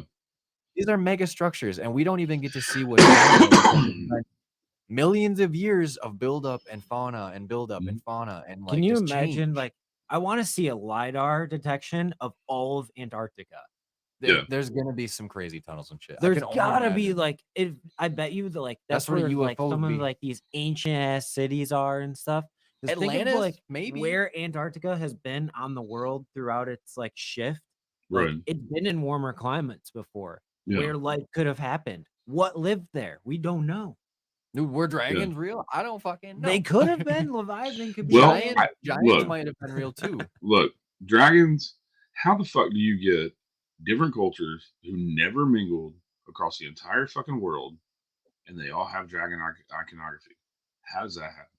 Yeah, and it's heavy too. In some places, it's a lot heavier than others. But you're telling me that they just somehow coherently had the same idea that just popped in their Why head, are and the it looked a lot Chinese- like The it. Chinese, fucking South Americans, Native Americans, like what? How the fuck? How did the idea get from? Okay, if it originated with the Chinese, where they try to say that the dragons originated because they found dinosaur bones, and so they made it into this mythological creature.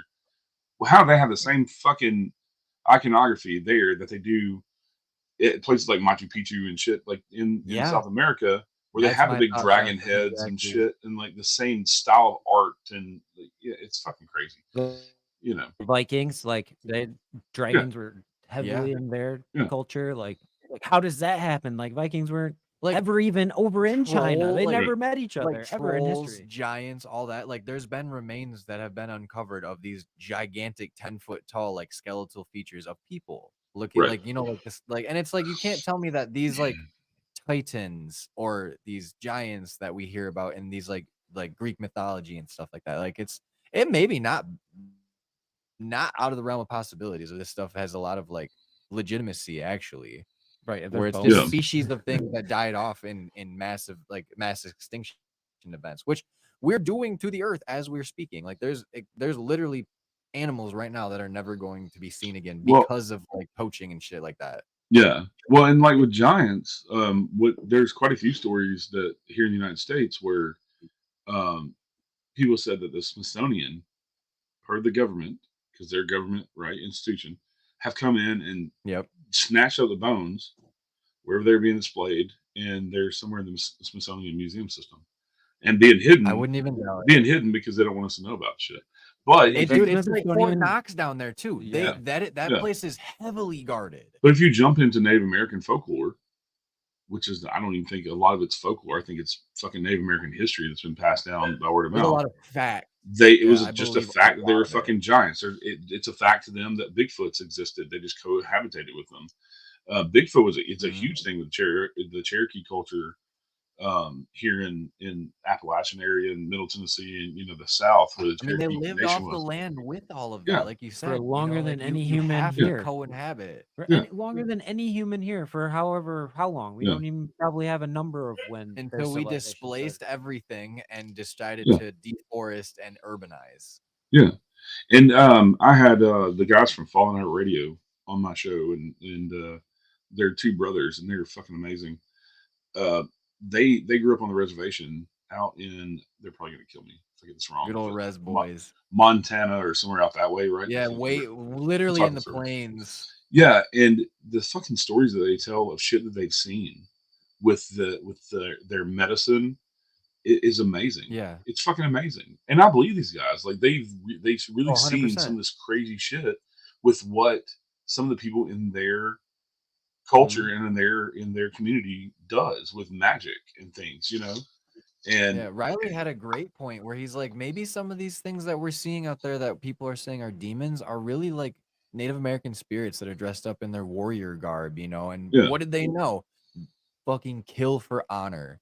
yeah, And it's like, yeah, they're gonna be fucking intimidating. They're gonna look scary. They're gonna say make mean noises, like because they don't. To them, you're probably the enemy. Honestly, let's Right. be honest here, right? Like you don't look like them, you don't talk like them, like they don't know what you are, and they're probably They're just probably gonna scared. kill you. Like Amazonian tribes are a good example. There's one in Yeah. particular where it's like you go close to that fucking beach and they are going to Yeah, arrow you yeah. in the face. yeah. And then there's been people who have been killed by them. There's Mhm. a couple of uncontacted tribes that are like that. But the island you're talking about, I think, is it off the coast of India, Papua New Guinea or Papua New something. It's Guinea or something something? like that. Yeah, it's somewhere Anyway, in it's the off Pacific out limits, there. so planes aren't allowed to fly over it. Yeah, it's a nothing. big fucking Yeah, no-no. yeah. And there was a guy a Yeah, couple well, years it's ago. There was some fucking white guy a couple years ago, rich white guy. Yeah, and he who wanted to go decided- bring democracy and the Bible there and stuff. yeah. I He think I got remember the within- story. He got within 20 yards and they fucking killed him with arrows and shit. Yeah, yeah, and Dead in the boat. it was like his second time coming back too, because the first time they accepted his shit, but he left because he was getting a weird vibe, is what I Yeah. remember. And then the second time he went back, he's like, This, Yeah. "I'm here to be nice," and they were well, like the making second like time they funny were like noises. and- shooting at his airplane before he even Yeah, landed it, yeah. and the pilot was like, "I'm not dropping you off here," and he ended up doing it anyways, and then the dude died. or Yep. Yeah. something like that. Yeah, I think one of the Yeah. Rockefellers actually. That's something that happened to him too.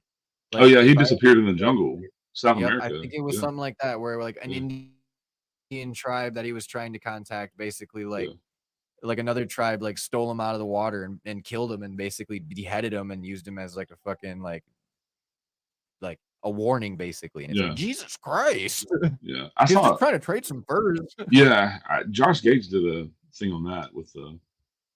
That's what I love about him. He's done a lot of those stories around the world and seeing the different places. He's and one of my everything. He does favorite such like a good job. personalities. Yeah, He's like one of those shows that I've always thought is like, the Destination most Truth like was it. authentic personality. Yeah. Well, that and there it is. was different growing up with that too, because you got to see like more than just the paranormal side of where Yeah. it's like ghost Yeah. stuff. Like he went out and looked for Loch Ness. He went out Dude, to the the island of footprints of the dolls. Yeti like- that he caught, the one yeah, episode. he That's went to the one that Chernobyl. always sticks with yeah, me. And the Chernobyl episode because he caught a full body apparition. Yeah, it's Yeah. that type of stuff where it's like it's boots on the grounds for me. Where it's like I would love to be able to go to these like forests and these heavily wooded areas and just right. see what I can find, because there has to be something out there that maybe would shake me to my core, because it's an experience nonetheless. Even if it is an animal, it's like I've never seen that in a while. Like that's scary. Like shit. Now I have a new understanding. Yeah, and like Riley, like you were talking about earlier with shows, you know, kind of respecting them when they put up things when they don't get evidence.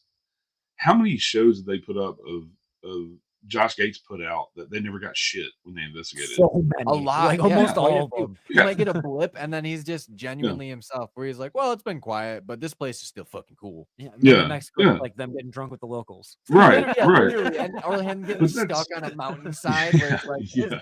that's the content that I live for, because that's like a lot of the people that we do investigate with, or like do investigate, where it's like behind the scenes content, like that stuff does happen. That's where the Yeah. interesting stuff is, where it's like Well, you might those not are see the- all that, but Well, with like paranormal documentaries, the ones that I love the most, and I'm a huge fan of Small Town Monsters and all their documentaries and their shows Oh, on yeah, YouTube, Small Town Monsters. because it's also about the journey of how they got there, right? yeah, It's not all about the different for investigating or everybody. the evidence. It's about the fucking journey of how they got there and the crazy shit that happens to them sometimes, and you know, like getting stuck in the mud and shit like that. Like, Asher Walton, we Yeah. had Poopgate 2023. That was real. We stopped at 4 different bathrooms, or maybe it was 3, but like all 3 of them were like in this small town of Atlanta, Indiana. There was no fucking bathrooms to be had, It was and a I was like, conspiracy. dude, I'm gonna explode. I was like, we have to find somewhere. And then finally we did. And then come to find out that what's his name from Paranormal Dares? Keith, yeah, from Paranormal Dares had been there the whole time out back pulling weeds. So like we could have just went inside way earlier and used the bathroom there and actually got to like brass tacks. But like we were like, no, it says 5 p.m. we gotta gotta wait till explore 5. this one town road and hope to find a bathroom. Was not existent. It's like, yeah, see, it's those type of experiences where it's like, it's just genuinely like, just that's what happens. Like, you might go and shit happens all crazy, or it's like you might have just the most fun you've had in a while just to go on a vacation. Yeah. It's I just like the whole thing about so it's about the journey, not necessarily the destination of catching the greatest evidence ever. Okay, we're gonna get to the investigating, the fun part of that, but Yeah. the majority of this is going to be, at least a third to 2/3 is going to be how we got there. And when I say that, also mean like the history. How did we get there with the haunting? Not just Yep.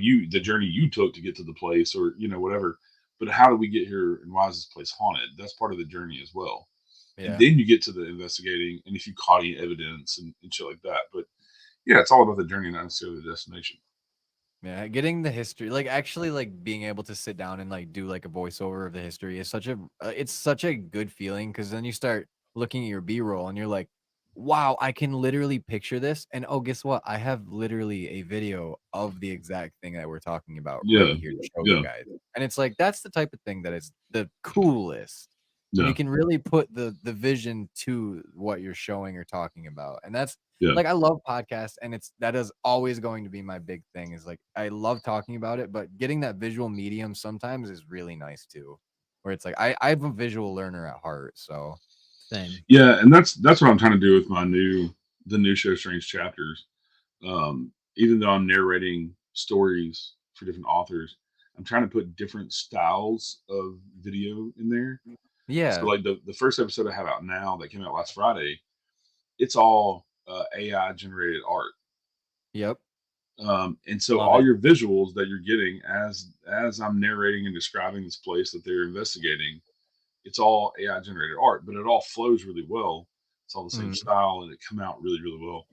It took a lot for me to get it that way, so it's all cohesive. Yeah, I was just say we've But it messed works around really with well. the AI stuff too. It's hard to Yes. get the AI to make what you have. Yeah, like you have an in your idea in head. your head, but the AI might just have a totally different idea.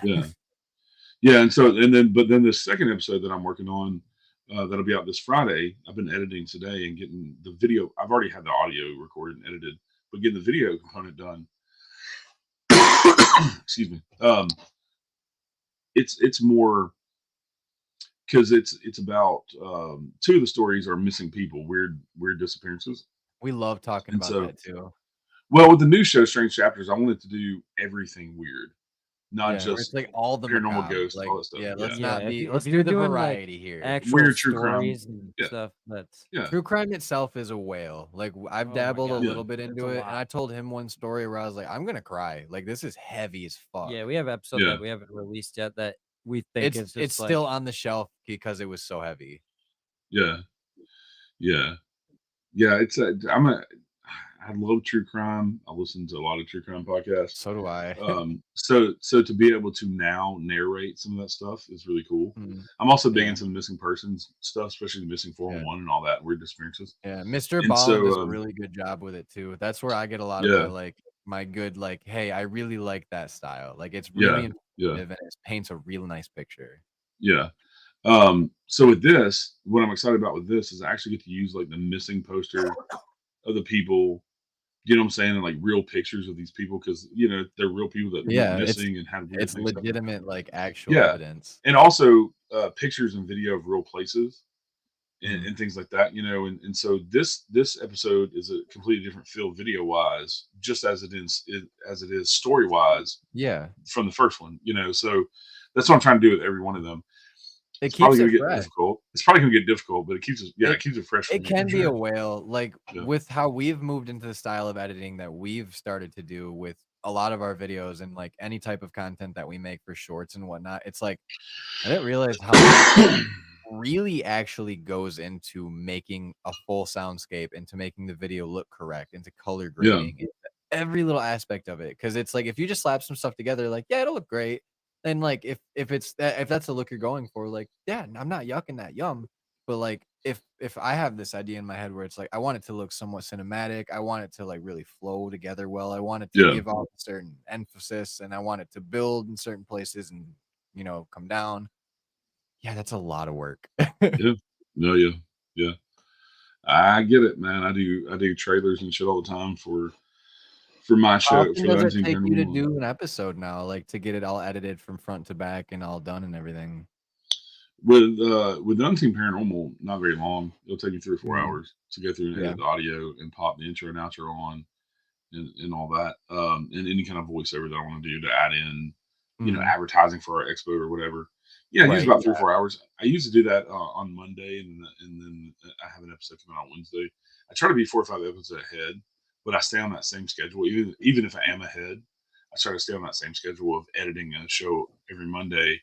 Tuesday, I'll go and do the infographic, and then it'll get put up and scheduled for release whenever it's going to Yeah. release. It might be a month from now, but I'm trying to keep that schedule. I'm trying to get on a schedule with Strange Chapters to do that as well, to where I have 2 days of editing because of the video. But like I said, the audio, the voiceover, it depends on how long the episode is. Yeah. I'm throwing sound effects in there too, and doing some sound Yeah, the production with it. soundscape definitely Yeah, like, the it builds a So- lot with videos for sure. Yeah, so even in the audio side of it, I have some of those elements in there. So that takes a little bit longer to find the right sounds and the right Yeah, we play with it a music lot. and things like that. But even those episodes, the ones that are 15, 20 minutes long for the 3 stories, it's probably still about maybe 4 or 5 hours to edit. Yeah. We used to Um, do days worth of editing where we would nitpick way too Yeah. hard. Now we Well, got with the macros. yeah, it's crazy when you have to come up with content out of thin air to put to audio Yeah. that you already had. It's a lot more difficult. But the cool thing is, I love the creative process of it because once you get that one idea that really works, it just rolls.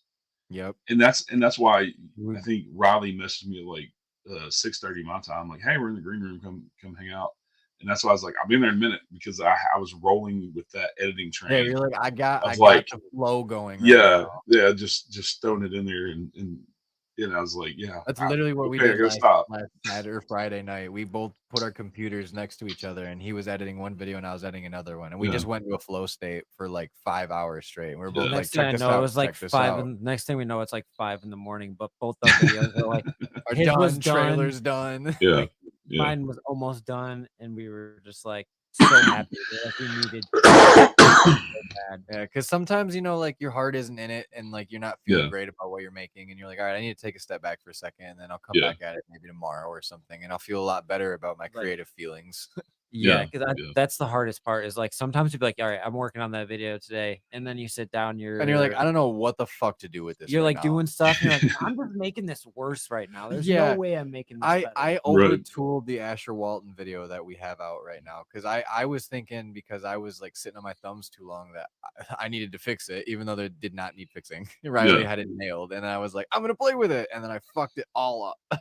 Well, I It's like, usually what I'll do is I'll usually let it sit for 2 or 3 days, Yeah, and then come back and watch it, and then decide if it's shit or not. You know what I'm saying? yeah. Because Yeah, come you back with get kind that of fresh like eyes. disconnect for that 3 Yeah, days where it's like yeah. I'm not literally balls deep in it for like the Yeah. past week that I've been. Especially if I get frustrated with it, and like you're saying, like I keep fucking nitpicking and tweaking. It definitely helps to take a break for a couple of days, get it completely out of your head, doing other shit, and then come back with almost fresh eyes and say, "Oh, well, I was just fucking tired." Do you and ever have I'm anybody editing, like, watch it back before you release anything, or is it just all your eyes usually? Usually my husband will come into my office here and I'll be like, "You have to watch this." I You're get like, him "Tell me just about about it." every day. Yeah. I don't do it so much with the with the podcast with the Unseen Paranormal with the guests. Like, okay, if he wants to listen to it, whatever. But I've got that down to a science. But yeah, definitely with like the trailers that I've been doing for the expo that we have coming up and shit. Mhm. I'll have him come in because they're only like 30 seconds. I think the longest one is 2 minutes, and it has all of our vendors and speakers on there. And so I have him watch them and be So it's like, does you know, this what do you- sound good? Yeah, does this look good? Does it sound good? Does it flow? Especially if I've been Yeah, here 'cause working on it for like 5 or I 6 feel the hours. same way a lot of the times where it's like something to me might look good, but like it happened with the Asher Walton trailer that I tried to put out first. He's like, bro, you could do so much better. And I watched it back with a second, like, you know, Yeah, a he- second reference. And I was like, that was ass, dude. What was I He doing? kind of got upset with me when I said that. And then I Yeah, did watch yeah. it back, and I was like, and oh, I I'm was like, being a bro, watch bitch. it again, please. And Let's he watch watched it it again. again. He's like, bro, I'm sorry. That I was like, that was terrible. terrible. And then I made a second one. I was like, I feel so much better about I was this. like, bro, I feel like I'm watching an 8th grade PowerPoint right now. He wasn't wrong. It wasn't very far off. It was But very rough. I That's the thing too, is if something's choppy, it's bad. yeah. The other day, I think I spent 2 hours on a 30-second video trailer for the expo, but it just I wanted it to be perfect, and apparently it's resonated with people because it has 19,000 views in like 5 days. That's awesome. So Congratulations on that one. That's fucking Awesome. incredible. yeah, and That's it's so great for that. it's advertising our expo, so yeah, that makes me really Yeah, happy. it's doing exactly what it was Yeah. intended to do, and it's Right. done its job so good. Yeah. It's great when you get the free advertisement like that. Yeah. Oh, where hell you get yeah, a it video is. that hits, and you're like, yes, it's gonna do good things It's for me. finally doing what I hoped it would. Yeah, when I looked at it earlier, it was at Gratifying. 19,000. It's probably gone up since then, but yeah, it's fucking crazy. I've never had a video that I've done, hit that much. Gain that traction so quickly. Yeah, especially that quick. Let's see what's We going just on. had one recently, our first one go over 10,000 on YouTube. Yeah, and it's like, whoa, whoa. And it was a clip we've put out multiple times. I just Oh, That yeah. was the wild part where it's Yeah, like, it's- it's just the right timing. Still sitting at 19,000 there. That's still so incredible. Yeah, That's the awesome. first. Well, what's crazy too, the first trailer video that I put out just announcing the expo has over 5,000. So Wow. but yeah, I never expected that one to get to 19,000. It's insane. It goes to show that the quality of work that yeah, you we'll have to though. Yeah. try and come down to whenever the next big one that you have is, and maybe we'll get a booth and everything. Yeah, that would be Yeah, so much that'd be fun awesome. to be able to like network down there too. Because that's the thing too, is being Yeah. able to get out of Michigan and be able to like Yeah, network out of I state. think that's- is Yeah. probably a That's big key. the big thing that we need to try and do more is like get our actual face in front of people. Like, Yeah. Yeah, our 'cause they might hear our bodies. voices and see the camera faces, but it's like until you see that we're literally the same dummies as we are now. Like, yeah, we're good. We're goofy Yeah. as all hell. Yeah. I just how I do all kinds of events. I've got an event this Saturday, and then, like I said, next weekend I'll be in Gatlinburg. I was just in Louisville for an event. Earlier this year we were in Gettysburg for the Gettysburg Battlefield Bash. Yeah, it's kind of been all over this year, but yeah, I do all kinds of events, and it's just I think just that helps with yeah, it's a help you grassroots grow. thing. Yeah, and I love talking to people about paranormal, and being a speaker. I There's think nothing is better. even more fun. Yeah, when you like, there's nothing more refreshing than being able to like step away from doing the like, all right, I'm investigating, but I'm also leading these like Yeah, fresh, new greenhorns that are also going to one day be doing exactly what I am and maybe catch something that is life changing. right. It's like if I can help their journey along, like I'm all for it, and I will definitely do all I can. Yeah, yeah. It's definitely been the past 3 years with the podcast have been fucking crazy. I've gotten to do some shit and meet people that I never thought I would. It's just been insane. It's incredible. I That's the feel same thing we were saying too. Where I it's feel like like we kind of like man, hopped into this like paranormal talk show podcasting Yeah. like right at the right at point the where, good start. right at the good part of it, because like Yeah. when we started it, there really wasn't There was this not a type whole of lot. show Yeah, out Indie there. Pods Yeah. United really like opened the door for the idea to us, and then it was Yeah, like, when- oh, when other did you start people your have show, done it, but Eric? not like to this extent. July of 2020. Yep. I think it's when I 2020. put the We first started episode. like just shortly before you. Yeah. I think when we met up with you, it was when we were coming back from our break from Yeah, Violet from being born. baby being born, and like we were like, let's branch out in a little bit and try new things, and then the new Yeah. things idea turned into like, oh my god, we do so much fucking things now. Yeah. I think Indie Pods has been awesome for all of us. I mean, even like I keep up with Sarah from the Blondes, Yeah. Paranormally Blonde, and I Oh, yeah, invited yeah. them to come into Indie Pods the second year, and now their show has exploded, and she's with the Get Haunted Network, and they do all kinds of Damn shit. straight. And so yeah, it's the Indie Pods has done lots of good things for lots of people, and actually, Jeff Avia has taken over International Podcast Day, and did y'all get to participate this year? He messaged me, but I But think I was if it busy. happened, we probably think- missed it. Yeah. I think because of the date, I think they want to It be might in have like been during middle hockey of season. October. for the Yeah, and I've got one. shit going on. Yeah, I had Oh, if it was a it's conflict. coming up, then he's gonna be in fucking Yeah, Mexico. I'll probably Yeah. I'll be in Mexico in the middle of October. Yeah, So I think that's probably why I just wasn't yeah, involved with it anymore because I wasn't gonna be there. yeah. I did it last year. It was really cool. It's kind of the same thing as Indie Pods, but International Podcaster Day, and it just a whole day of us streaming, and it was a lot of fun to hang out and watch other shows and things. And the fact that he's kind of kept that going is pretty awesome. I love that. But yeah, I had it's on a day that I couldn't do it either, so I had to turn him down. But yeah, I did it last year. I'd love to do it again next year if I know in advance. But yeah, next year it looks like it's shaping up to be even more fucking events that I'm going to be doing. And I know that's what we were saying. Like the 2024 roster right now, like that's gonna be coming up, looks crazy. yeah, Where it's like I never thought that we were gonna hit a point where it's like, wow, we're booked out months. We're getting people that are like contacting us because they've been so moved by other people that were on the show that they want to be on, and like people have been generous enough to even invite us out to investigate with them now. And it's like, bro, I never thought that we were gonna hit this point this quickly too. Yeah. Like I guess like 3 years doesn't seem very quick, but in the grand scheme of it, like we are in a very like oversaturated like Yeah. niche right now. yeah. And the one thing I've seen lately, and I don't want anybody to fail. I hope everybody succeeds in podcasting. Me whatever they're too. doing. That's my thing. I'll be everybody's biggest cheerleader But- because everybody's doing what Yeah, we're doing. but I've seen a bunch of people quit paranormal podcasting. I don't It's know. so sad too. I don't know if they just weren't seeing the numbers that they thought, or if it was different than what they thought, or It's probably a numbers thing, which is unfortunate because that's Yeah. it can be very discouraging. Not Yeah. It gonna can get lie. to you. Sometimes it can get to you. Yeah. When you sure. think your premiere is gonna do well, and then it doesn't, or like you think you're gonna get a lot of views, and then you plateau at a number that you Yeah. really aren't great Yeah. dealing with. And it's like But it's discouraging. I but think push. you just got to keep working. Yeah. It's That's where not you gonna. find where you really shine right there is in the dark Mm-hmm. spots where it's like, hey, if you can find the reason why you think that's happening and like just start playing with it, next thing you know, boom, you're It's wild blowing Yeah. up. to us still that like our videos, like the Asher Walton house, I had a TikTok do 5K. I was like, what?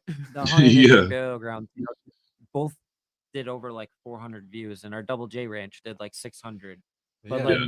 all of our other paranormal videos barely hit 50 or just are over 100, and And they've that's been out for 2 years. Yeah, and 2 years of watch hours. And then the Yeah. newest one that we just released, the Nunica video that we just did, that hit 100 in a day. And it's like, yes, like it feels like that's for us. It might seem like a ton, and to other people it might look like a little bit, but it's like 100 people took time out of their day to watch that. Well, it tells Yeah, us that right. we're getting better. That too, yeah. Yeah, That's yeah. the resonate. Like we're the getting better feeling I at get too, making yeah. these videos to where more people are wanting to come watch them. Yeah, it's So resonating.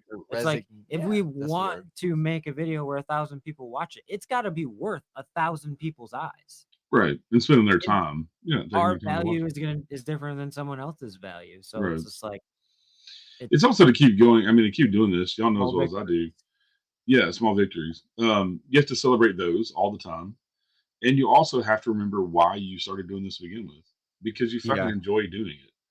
You Yeah, know, it's the most fun. It's literally the most fun I've ever had. I enjoy doing editing over video games now, and it's Yeah. like, have you Yeah. told me that 5 years ago, I would have been like, haha, League of Legends is the shit, dude. Yeah, and that's how I am. I fucking love video editing, and a lot of people are like, "You have ADD. How the fuck do you do that?" It's just Yeah, something about his the girlfriend tediousness. and my wife both were like, dude, that is chaos, and it's like, Yeah. it is. yeah. But I can make is. sense of it because of Yep. ADD. I can make sense of it, and I love the nitpicky part of it of getting everything just perfect. The Mhm. You know, thing is getting the- that transition right down to the second where you want it, or Yeah. like that. Lining like up the video to audios the with beat. two different video clips. Yeah. That flips just Yeah. right. yeah, all the people who don't work on videos are gonna see us and be like fucking nerds. I'll take it. Fuck it. I don't Hey, care. I love it. You can like look at my video screen. Oh, there's all these channels doing all these different things, but in my mind, they're so organized. Yeah. I know exactly what Uh-huh. every single one is. Yeah. 100%. Yeah. Know the purpose of every single one. Like Yeah. I got it down to like my science. I don't know if it's everybody's science, Yeah, exactly. but like it's That my makes sense though, science. here. Yeah, I'm with you. Yeah, it just makes sense. And Yeah, and we use other we use CapCut. People are like, you definitely should not be using CapCut. Use something better. And it's like, I know this. Yeah. Like, Yeah. I'm good at it. I have a filmmaker friend of mine who's making fun of me. He's like, "You don't use anything Adobe?" I'm like, "No, Nope. no. I use CyberLink Power Director, which I fucking love, and I know It's how the to use same it." fucking thing. I'm like, it does the same shit. Like, I don't know why it has to be Adobe. Why do I have to relearn a whole new fucking interface just to do the Right. same thing that it's doing? But to completely learn how to use fucking Adobe Premiere or Photoshop, you have to go take fucking college classes for a semester. to No learn how to joke. use the son of Riley, bitches. thank God he's like adept Yeah. at it. Cause I like looked Yeah. at it and I was like, like, Yeah. no. I mean, I don't know but what I'm also, doing. Yeah, I've had to teach him a lot. yeah, but And also I we're taught also not in the genre of we're doing special effects and shit. You know, No, I'm- it's just raw footage. yeah. I Yeah. YouTube University what type I of mean- camera lens I should use if I got a camera. Like I'm not Yeah. an expert. Yeah, yeah, yeah. I'm the same way. Like, I'm looking at shooting a documentary in the spring, and yeah, I've been YouTube University. And I've probably done 1,000 hours on, documentary filmmaking, and to Yep. get just so I know the look that I want to get, and because I want a Mhm. certain feel and certain look to this, and to do it justice and not put shit out there. And if it takes me the next 2 years to film it, edit it, get it out, then that's what it'll take. But you yeah, have no that rush on it. vision. Yeah. Like that's the thing. Yeah. That's where I love the creative avenue that it gives us. Where it's like I have this idea in my head that I don't think I would get any other way to be able to put it to paper. And like I'm not artistic, but when it comes to like lining things up and then adding sounds to it and then just being myself in front of a camera, oh, that's artistic itself. And it's easy. Yeah. Like at least it comes easy to me. Maybe it might be frightening for other people, but I was also an anxious wreck and I could never get pictures taken of me. And then finally one day I just stopped caring what people thought. And then it's like, Yeah. oh, like this, I feel so relieved now. Like shit. Like now Yeah. I'm just me every day, and I don't. Why have to did I feel even like I have to care? be somebody else. Yeah. Why? Yeah. Yeah. At Yeah. what point was it somebody else's business to live my life? Right. Right. I don't know. Yeah. Yeah. But yeah, it's crazy. I'm having more fun than I've ever had I think working, and I work my ass off. I mean, tonight I've been in my office all day today. It is 9:37 here, and I've been here in my office since 8 o'clock this morning. But it's all worth It's it. dedication, though. Yeah. It's And pure dedication to the craft. yeah. Monday I was in here all day too because I did an interview Monday night. And then Friday night I'll be in here. Friday I'll be in here all day and then all evening too because I've got another show I'm doing with my buddy John Curley. So and then on top of all the expo shit and all that, and, being responsible for 80 vendors and a bunch of speakers and all that shit, and then, and then me being responsible for it all being successful. What day's the event? It's the Tennessee Haunts and Legends Expo, October 21st at the Nashville Fairgrounds in Nashville, Tennessee. The majority of proceeds are going to charity. We have 2 charities that we're going to. One is a historical location called Trousdale Place in Gallatin, Tennessee. And then the other half of the proceeds will go to the Animal Rescue Corps. And what they do is they help counties that can't afford to break up puppy mills and things. And then they get the animals placed in no-kill shelters. Yeah. So it's all good stuff. Yeah. So over 80 vendors and full-day speakers. And we have speakers. We got a Bell Witch. This dude has to be the expert on the Bell Witch legend. Oh, hell yeah. He's written 4 books and have a researched connection to that 40 legend years. Yeah. now. Why does this keep coming up? We have are a connection to it. intertwined with the legend now because we held the doll from the Bell Witch Cave. Yeah, we kind of like did the old like mwah mwah, Yeah. gave her a kiss and like good luck, don't kill me. We've got we could talk about the Bell Witch for hours. Oh, But Easily. trust me. yeah, we got a Bigfoot researcher from Middle Tennessee. We got some paranormal authors who've written extensively about locations in Tennessee.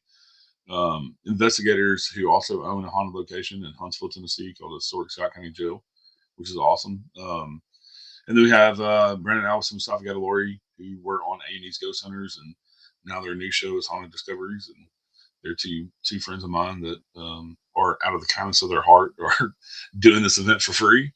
And That's so so awesome. yeah. So yeah, hopefully Just goes to show, just because they're successful doesn't mean they don't give back. yeah, That's yeah. the best part of Yeah. being able to do this and getting like big. It's like Yeah. I can only imagine that when we do blow up, it's like, oh man, I have so many ideas. Yeah. And then we have I mean our vendors are everything from, I think there's 6 of us paranormal podcast. Of course I'll be there. I'll be emceeing all day and I'll have a booth, but we have popular YouTube channels. We have Missing Person Mysteries YouTube channel, Mystery Archives Oh hell YouTube yeah. channels coming. I mean, we have every type of paranormal vendor you can think of. We have individual teams. We have a couple of tour companies that do paranormal tours. Are there like oddity companies too, like Yeah, oddity yeah. stuff? Oh, sweet. Some of those, a couple of those booths. We got tarot readers, psychic mediums. We have bone readers. Something to do for everybody. Yeah, Yeah, and it's all that's ages. so It's awesome. tickets are $10 and 12 and under are free. So That is so wonderful. yeah, I love so to hear about these things. family friendly event where people don't have to pay a babysitter and then come out and for cheap have a Yeah, you fun get to learn weekend. about some really cool people, and you get to learn about what they like, other And some weird experiences. shit. Yeah, that you'll Yeah, probably yeah, if you're not privy to it, where it's like, go listen. Like some of these stories are gonna really floor you. yeah, yeah. But yeah, I'm excited about all the speakers. We have some really great speakers. One of my the one that I forgot was Ron Murphy. If you've never heard of Ron Murphy, you need to go read his books. He's amazing. He's a Ron Murphy. cryptozoology guy, but he comes Oh. from it. Y'all need to go read his books. He's got a vampire book that you would fucking love. About Yes. it is about the entire history of vampirism, where it comes from Vlad the Impaler and Dracula, and it being in pop culture and real vampires. And yeah, great guy. He's an amazing speaker and researcher, and he's going to be giving a presentation on the history of Halloween, I believe, I love at our that. expo. So yeah, since we're I 10 days from love Halloween. people that are so much smarter than me because it's like I just get to fucking enjoy it. Where it's like my small pea brain is just like just soak it in, baby. Yeah, he wrote a book. His daughter asked him if mermaids are real, so he wrote a book about mermaids. And you think a book about Oh my mermaids, you're like, God. what? No, he's like deep diving Like, into is the this gonna be history, interesting? of where mermaids come from and sightings and Yeah, like had sailors first accounts and yeah, shit where it's yeah, like, no, that's like fucking cool. Sirens. yeah. So yeah, excited about this year and definitely want to do it again next year. It's been a lot of work, but we have about a month, 30 days, and it'll be definitely worth it. He'll be here before we know it. Yeah, and then the new podcast, Strange Chapters, is on YouTube if you want to watch the visuals with it, and then it's also everywhere you listen to podcasts, Spotify, Apple, Amazon, yeah, all over the place. And you know And what? Unseen Paranormal Podcast will be back in November with new episodes and new guests. Yeah, and you know what really helps that too? If you hit those stars, you add a comment to it, really helps everybody and helps everything. It gets those eyes where they need to be because no shit, you have some of the fucking coolest content out there. Like no joke. Thank you. I love everything that Thank you you. do. That's why it's like we fangirl a little bit only because it's like it's one of those like one day like we want to be at that position that you're at now because it's like we can see like all the hard work you put in. It's like it's Yeah. inspiring for sure. For sure. You'll be here before you know it. You had to get over the hump of 10,000, and then it just kind of flows. I'm telling you, man. Yeah, I would say if the It's trends amazing. are pushing the way they think they are, then I fuck threw yeah. the at Yep, in yep. the live chat, y'all. You need for to check Strange it out. Chapters. I'm about to check it out like literally when we get done here and I go home and get ready for bed. Oh, we Yeah. can throw on the sneak peek here real quick. Yeah, I think it's 3 or 4 minutes long. It's the first story. I of mean, the fuck first it, let's watch episode. it right now. I'm super excited because it's like this is your new brainchild too. So Yeah. it's like All right, this so is so this is cool. just the trailer. All right, The all new people. podcast, Strange Chapters, coming September 15th, 2023, Love it. to all music and podcasting platforms. We all go through different chapters in our lives, some stranger than others.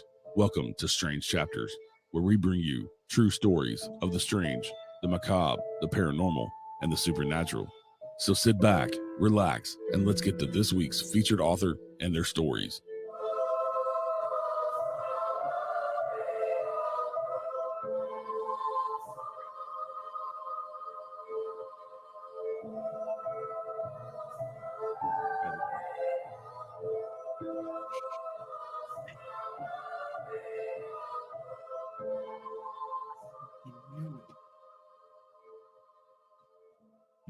Today, we bring you 3 stories from Whispers in the Dark, true ghost stories and eerie tales from paranormal author, investigator, and researcher, Sin Schrader Hill.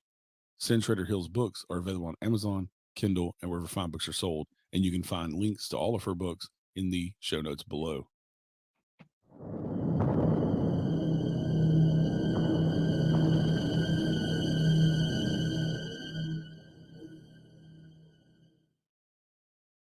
Story 1: Abandoned House. One dark night, a few of us decided to visit an old abandoned house on a gravel road out in the country. We'd heard several stories about a man in a top hat that would stand behind someone as they looked into the mirror. We went to search for that mirror and hoped to find the gentleman that liked to dress so formally. We found the house in shambles, but at one time it must have been a lovely home. Strangely, whoever had lived there left a lot of their furniture behind. In the past, these belongings would have been stately, but the beautiful antiques with ornate wood carvings were now shattered and beyond hope of repair. Everything had fallen to ruin. It was sad. This looked like the perfect setting for a horror movie. The front door stood permanently open for anyone to wander inside. The room to the left of the doorway was not safe to walk in since the floor had fallen through, taking all the vintage pieces with it. There were piles of debris scattered from one side to the other. The only thing left standing was a stone fireplace starting in the basement with a chimney stretching through the roof of the second floor. To the right of the front door was some type of living area, perhaps a den or a library. The foyer itself was a long, thin room stretching to the back of the original house with a staircase leading to the second floor. We'd walk through the room on the right to reach the dining room. There, a large, heavy, old walnut table stood in the center of the room. Old cabinets held nothing but broken glass, and the wallpaper was curling off the wall. On the far side of the table, you could see down into the basement several feet below. Stepping carefully around the old floor, we would cut through the central doorway that opened back into the foyer to go upstairs. We climbed the staircase one person at a time. The railing leading up the stairs and around the top floor was long gone. Once upstairs, we found that someone had used the room to the left as a bedroom. There were still old mattresses there. Across the upstairs hall, the room on the right had fallen all the way through so that you could see the first floor and the still standing fireplace. There's another bedroom on the other side of the fireplace with a bathroom that supposedly held the mirror you could stare into, but it wasn't safe to walk. Hopefully, Mr. Top Hat would join us somewhere else in the house. Downstairs, we'd place our recorders and other instruments on the old wall. To stay up to date on the show, follow Strange Chapters on Facebook and subscribe to the Strange Chapters YouTube channel. Solid fucking work. Yeah, we really like that. We were actually have been talking about doing something. Yeah, like similar adding a for a visual while. medium to like our storytelling episodes because we Yeah. have quite a few of them, but it's like we only do the wavelength files because that's Like- what Podbean would put out for us. Yeah, Yeah. so like we want to go back and like go into old story episodes And and just do something like retool. that and give it something visual. Give it that life. Yeah. We already automatically love that because it was something we wanted to do And too, it just so Thank you. works so well. it's Yeah. awesome. You did a great job. Like the art you picked, Thank you. perfect. Yeah, and those dweebs in the comments there, that was what I was going for, the '90s vibes. So Nailed it. that's the reason why the opening, I wanted like that feel. I didn't want the crisp, clean opening. I could have done that because I filmed the fucking shit with my 4K camera, Yeah. and I could have done it, but I wanted that old, staticky looking film for the opening of it, and kind of the creepy Right. music and the voiceover. I wanted that old feel of what was the Leonard Nimoy show? Shit, it's going out of my head. The Paranormal show.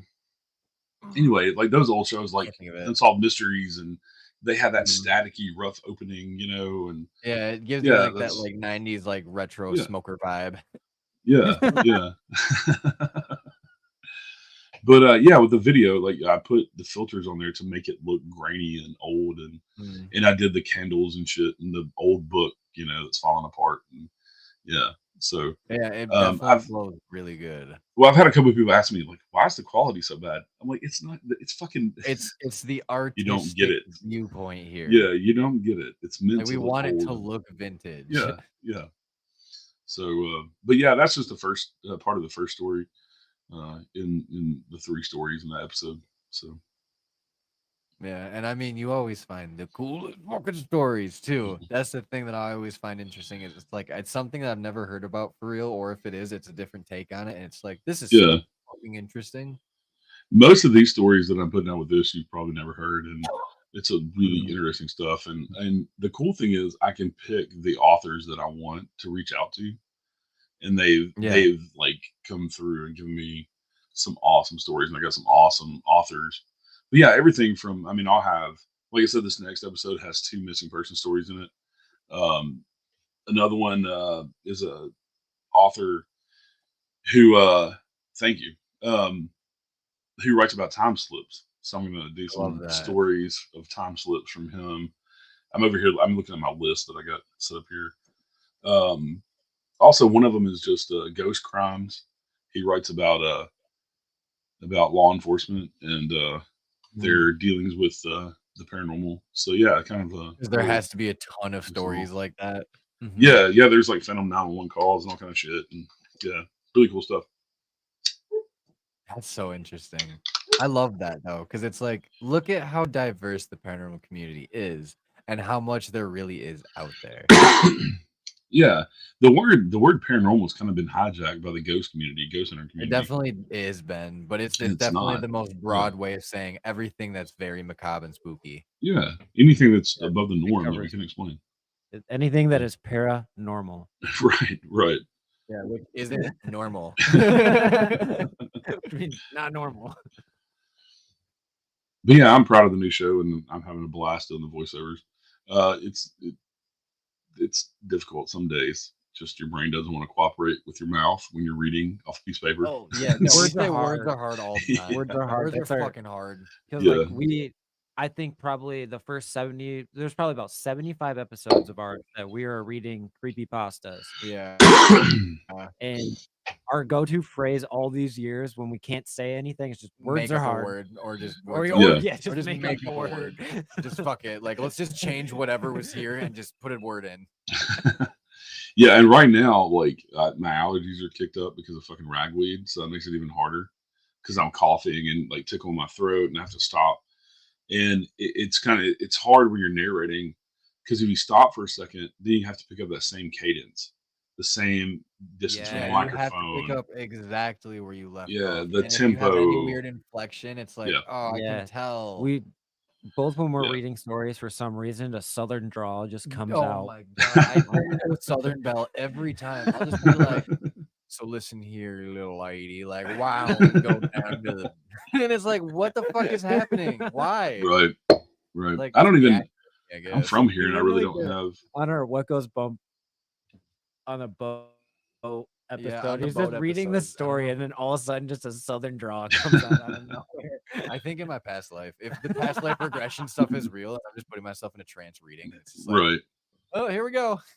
Yeah, I'm from here, and I don't have much of a southern accent. No, I wouldn't even Yeah. say that you sound native to the South. Yeah. I would say you have a a little little bit, but of it's a like draw, a but- Tennessee draw. Like, yeah, Yeah. the deep voice masks it very well. it's not like a Texas, like draw. It's, Yeah. Do we? Oh, sound I like definitely- Neanderthals? There are certain words that I say that are definitely country. Y'all is one of them. That's Yeah, a soda or lot. Coke. Let me get a soda. Let me get a Coke. Everything here is Coke. Yeah, that's what I was gonna say. Yeah, That's where the big it's just difference pop is. here. Yeah, it's Yeah. pop here. Like, I want some Well, pop. or sweet tea. You know. Actually, it's actually a pretty big cannot debate stand sweet here. tea. Actually, It is a hot topic here, actually. That's true. But also, it's like a melting pot from like Canadians moving down, and like the UPers are like, we're Yeah. different from you, Southern Michiganders. Like, I don't know. yeah, we got two different kinds of It's Michigan. almost like we war with the up north Michiganders all the time. It's like, okay. Yeah, in Tennessee, we're divided into 3 parts because it's kind of short but long, and so That's what West she Tennessee. I was just going to skim right over that. West Tennessee, the people are a little different than they are in Middle Tennessee and East Tennessee. Middle and East Tennessee tend to be more like the Appalachian type, laid back Yeah. Southern, and you get out towards like Jackson and Memphis, and it's just different people out that way. They're more like Arkansas, Texas, Louisiana type people. Yeah, straight Gator boys. Yeah. Then you have in Middle Tennessee, and like I said, Middle Tennessee is more like Appalachia. All the indigenous people anyway. We have a lot of Nashville's the it city, so it's fucking everybody from everywhere now. But Yeah, everybody always says Nashville is the fucking coolest fucking strip Nashville is the anywhere to go coolest city. to. it used to be. It's different now than what it used to be. Used to, all of us locals would go downtown Nashville, and now it's so touristy and so many. We call them the woohoo girls. It's all the fucking bachelorette parties. Yeah, because that's all they yell is woohoo, and they're the ones with the dick straws and Yeah, all it's of like that. this is everywhere. The hell is going on here? Yeah. And they think they're special for coming to Nashville for their bachelorette parties, and they find out there's 18,000 other bachelorettes in the city, having their parties too. It's like, So bitch, you ain't special. yeah, yeah. So, Oh, God. and then we got inundated with fucking pedal taverns and hay rides and things like that downtown, drunken hay rides. So most of us locals don't go downtown Drunken anymore. hay- Sounds like That's what it chaos. sounds. It sounds Yeah, like fun, but it sounds like I don't fucking even drink chaos. downtown. Fun. 2 people fell off the drunken hayride and died. So Oh, they made them put clear walls up on the side of the hayride. Oh, you're inebriated when you fall off of a horse and buggy and you fucking die. Like, Jesus, God, that's Yeah. terrible. But like, holy hell, Man. And then we have the herpes of the downtown, which is the fucking Herpes. scooters. Those damn scooters. The They scooters are you can herpes. They rent. pop up everywhere. Man, Oh they're yeah. they're fucking The horrible. birds. Yeah, Are they called like birds here? Yeah. Yeah, I don't even. we have like 3. There's No, like 3 it's- companies or 4 companies in Nashville, and they finally had to put laws in place because I think 3 or 4 people got killed, but when they were drunk on them, getting hit by cars and shit. And yeah, Yeah, they're just like swerve. I don't Whoa. doubt that at all. Those things can it's rip. crazy. I watched somebody down in Grand Rapids after a concert where he got. It was walking. And I was like, "Oh, you're gonna ride a scooter in the middle of the street? Yeah. Okay." Yeah, He just zipped away. the only time I go downtown Nashville is go to Bridgestone for Preds games, for the National Predators game. Yeah, Gotta. Yeah, and that's a must. yeah, yeah. Yeah, Yeah, hockey's again. become massive here. So It's so good to hear it too, because like Michigan, it's always been big, but like to And hear it, Nashville's moving been a around- good team for a It long always time. has, yes. Yeah. They've always been a good. They were a thorn in the Red Wings side. I'm glad to for- hear like people like like I Austin don't even know Matthews how many coming out times of the y'all beat us desert. in the playoffs. yeah, now we're not Yeah, really. We're lucky if we play each other once a year now, since we're not in the same. Yeah, The not in the division West switching anymore. around has been so Yeah, wild. switching around conferences and divisions, all that shit. It was And becoming like an awesome rivalry. Red Yeah. Wings, Nashville. Yep. It really was.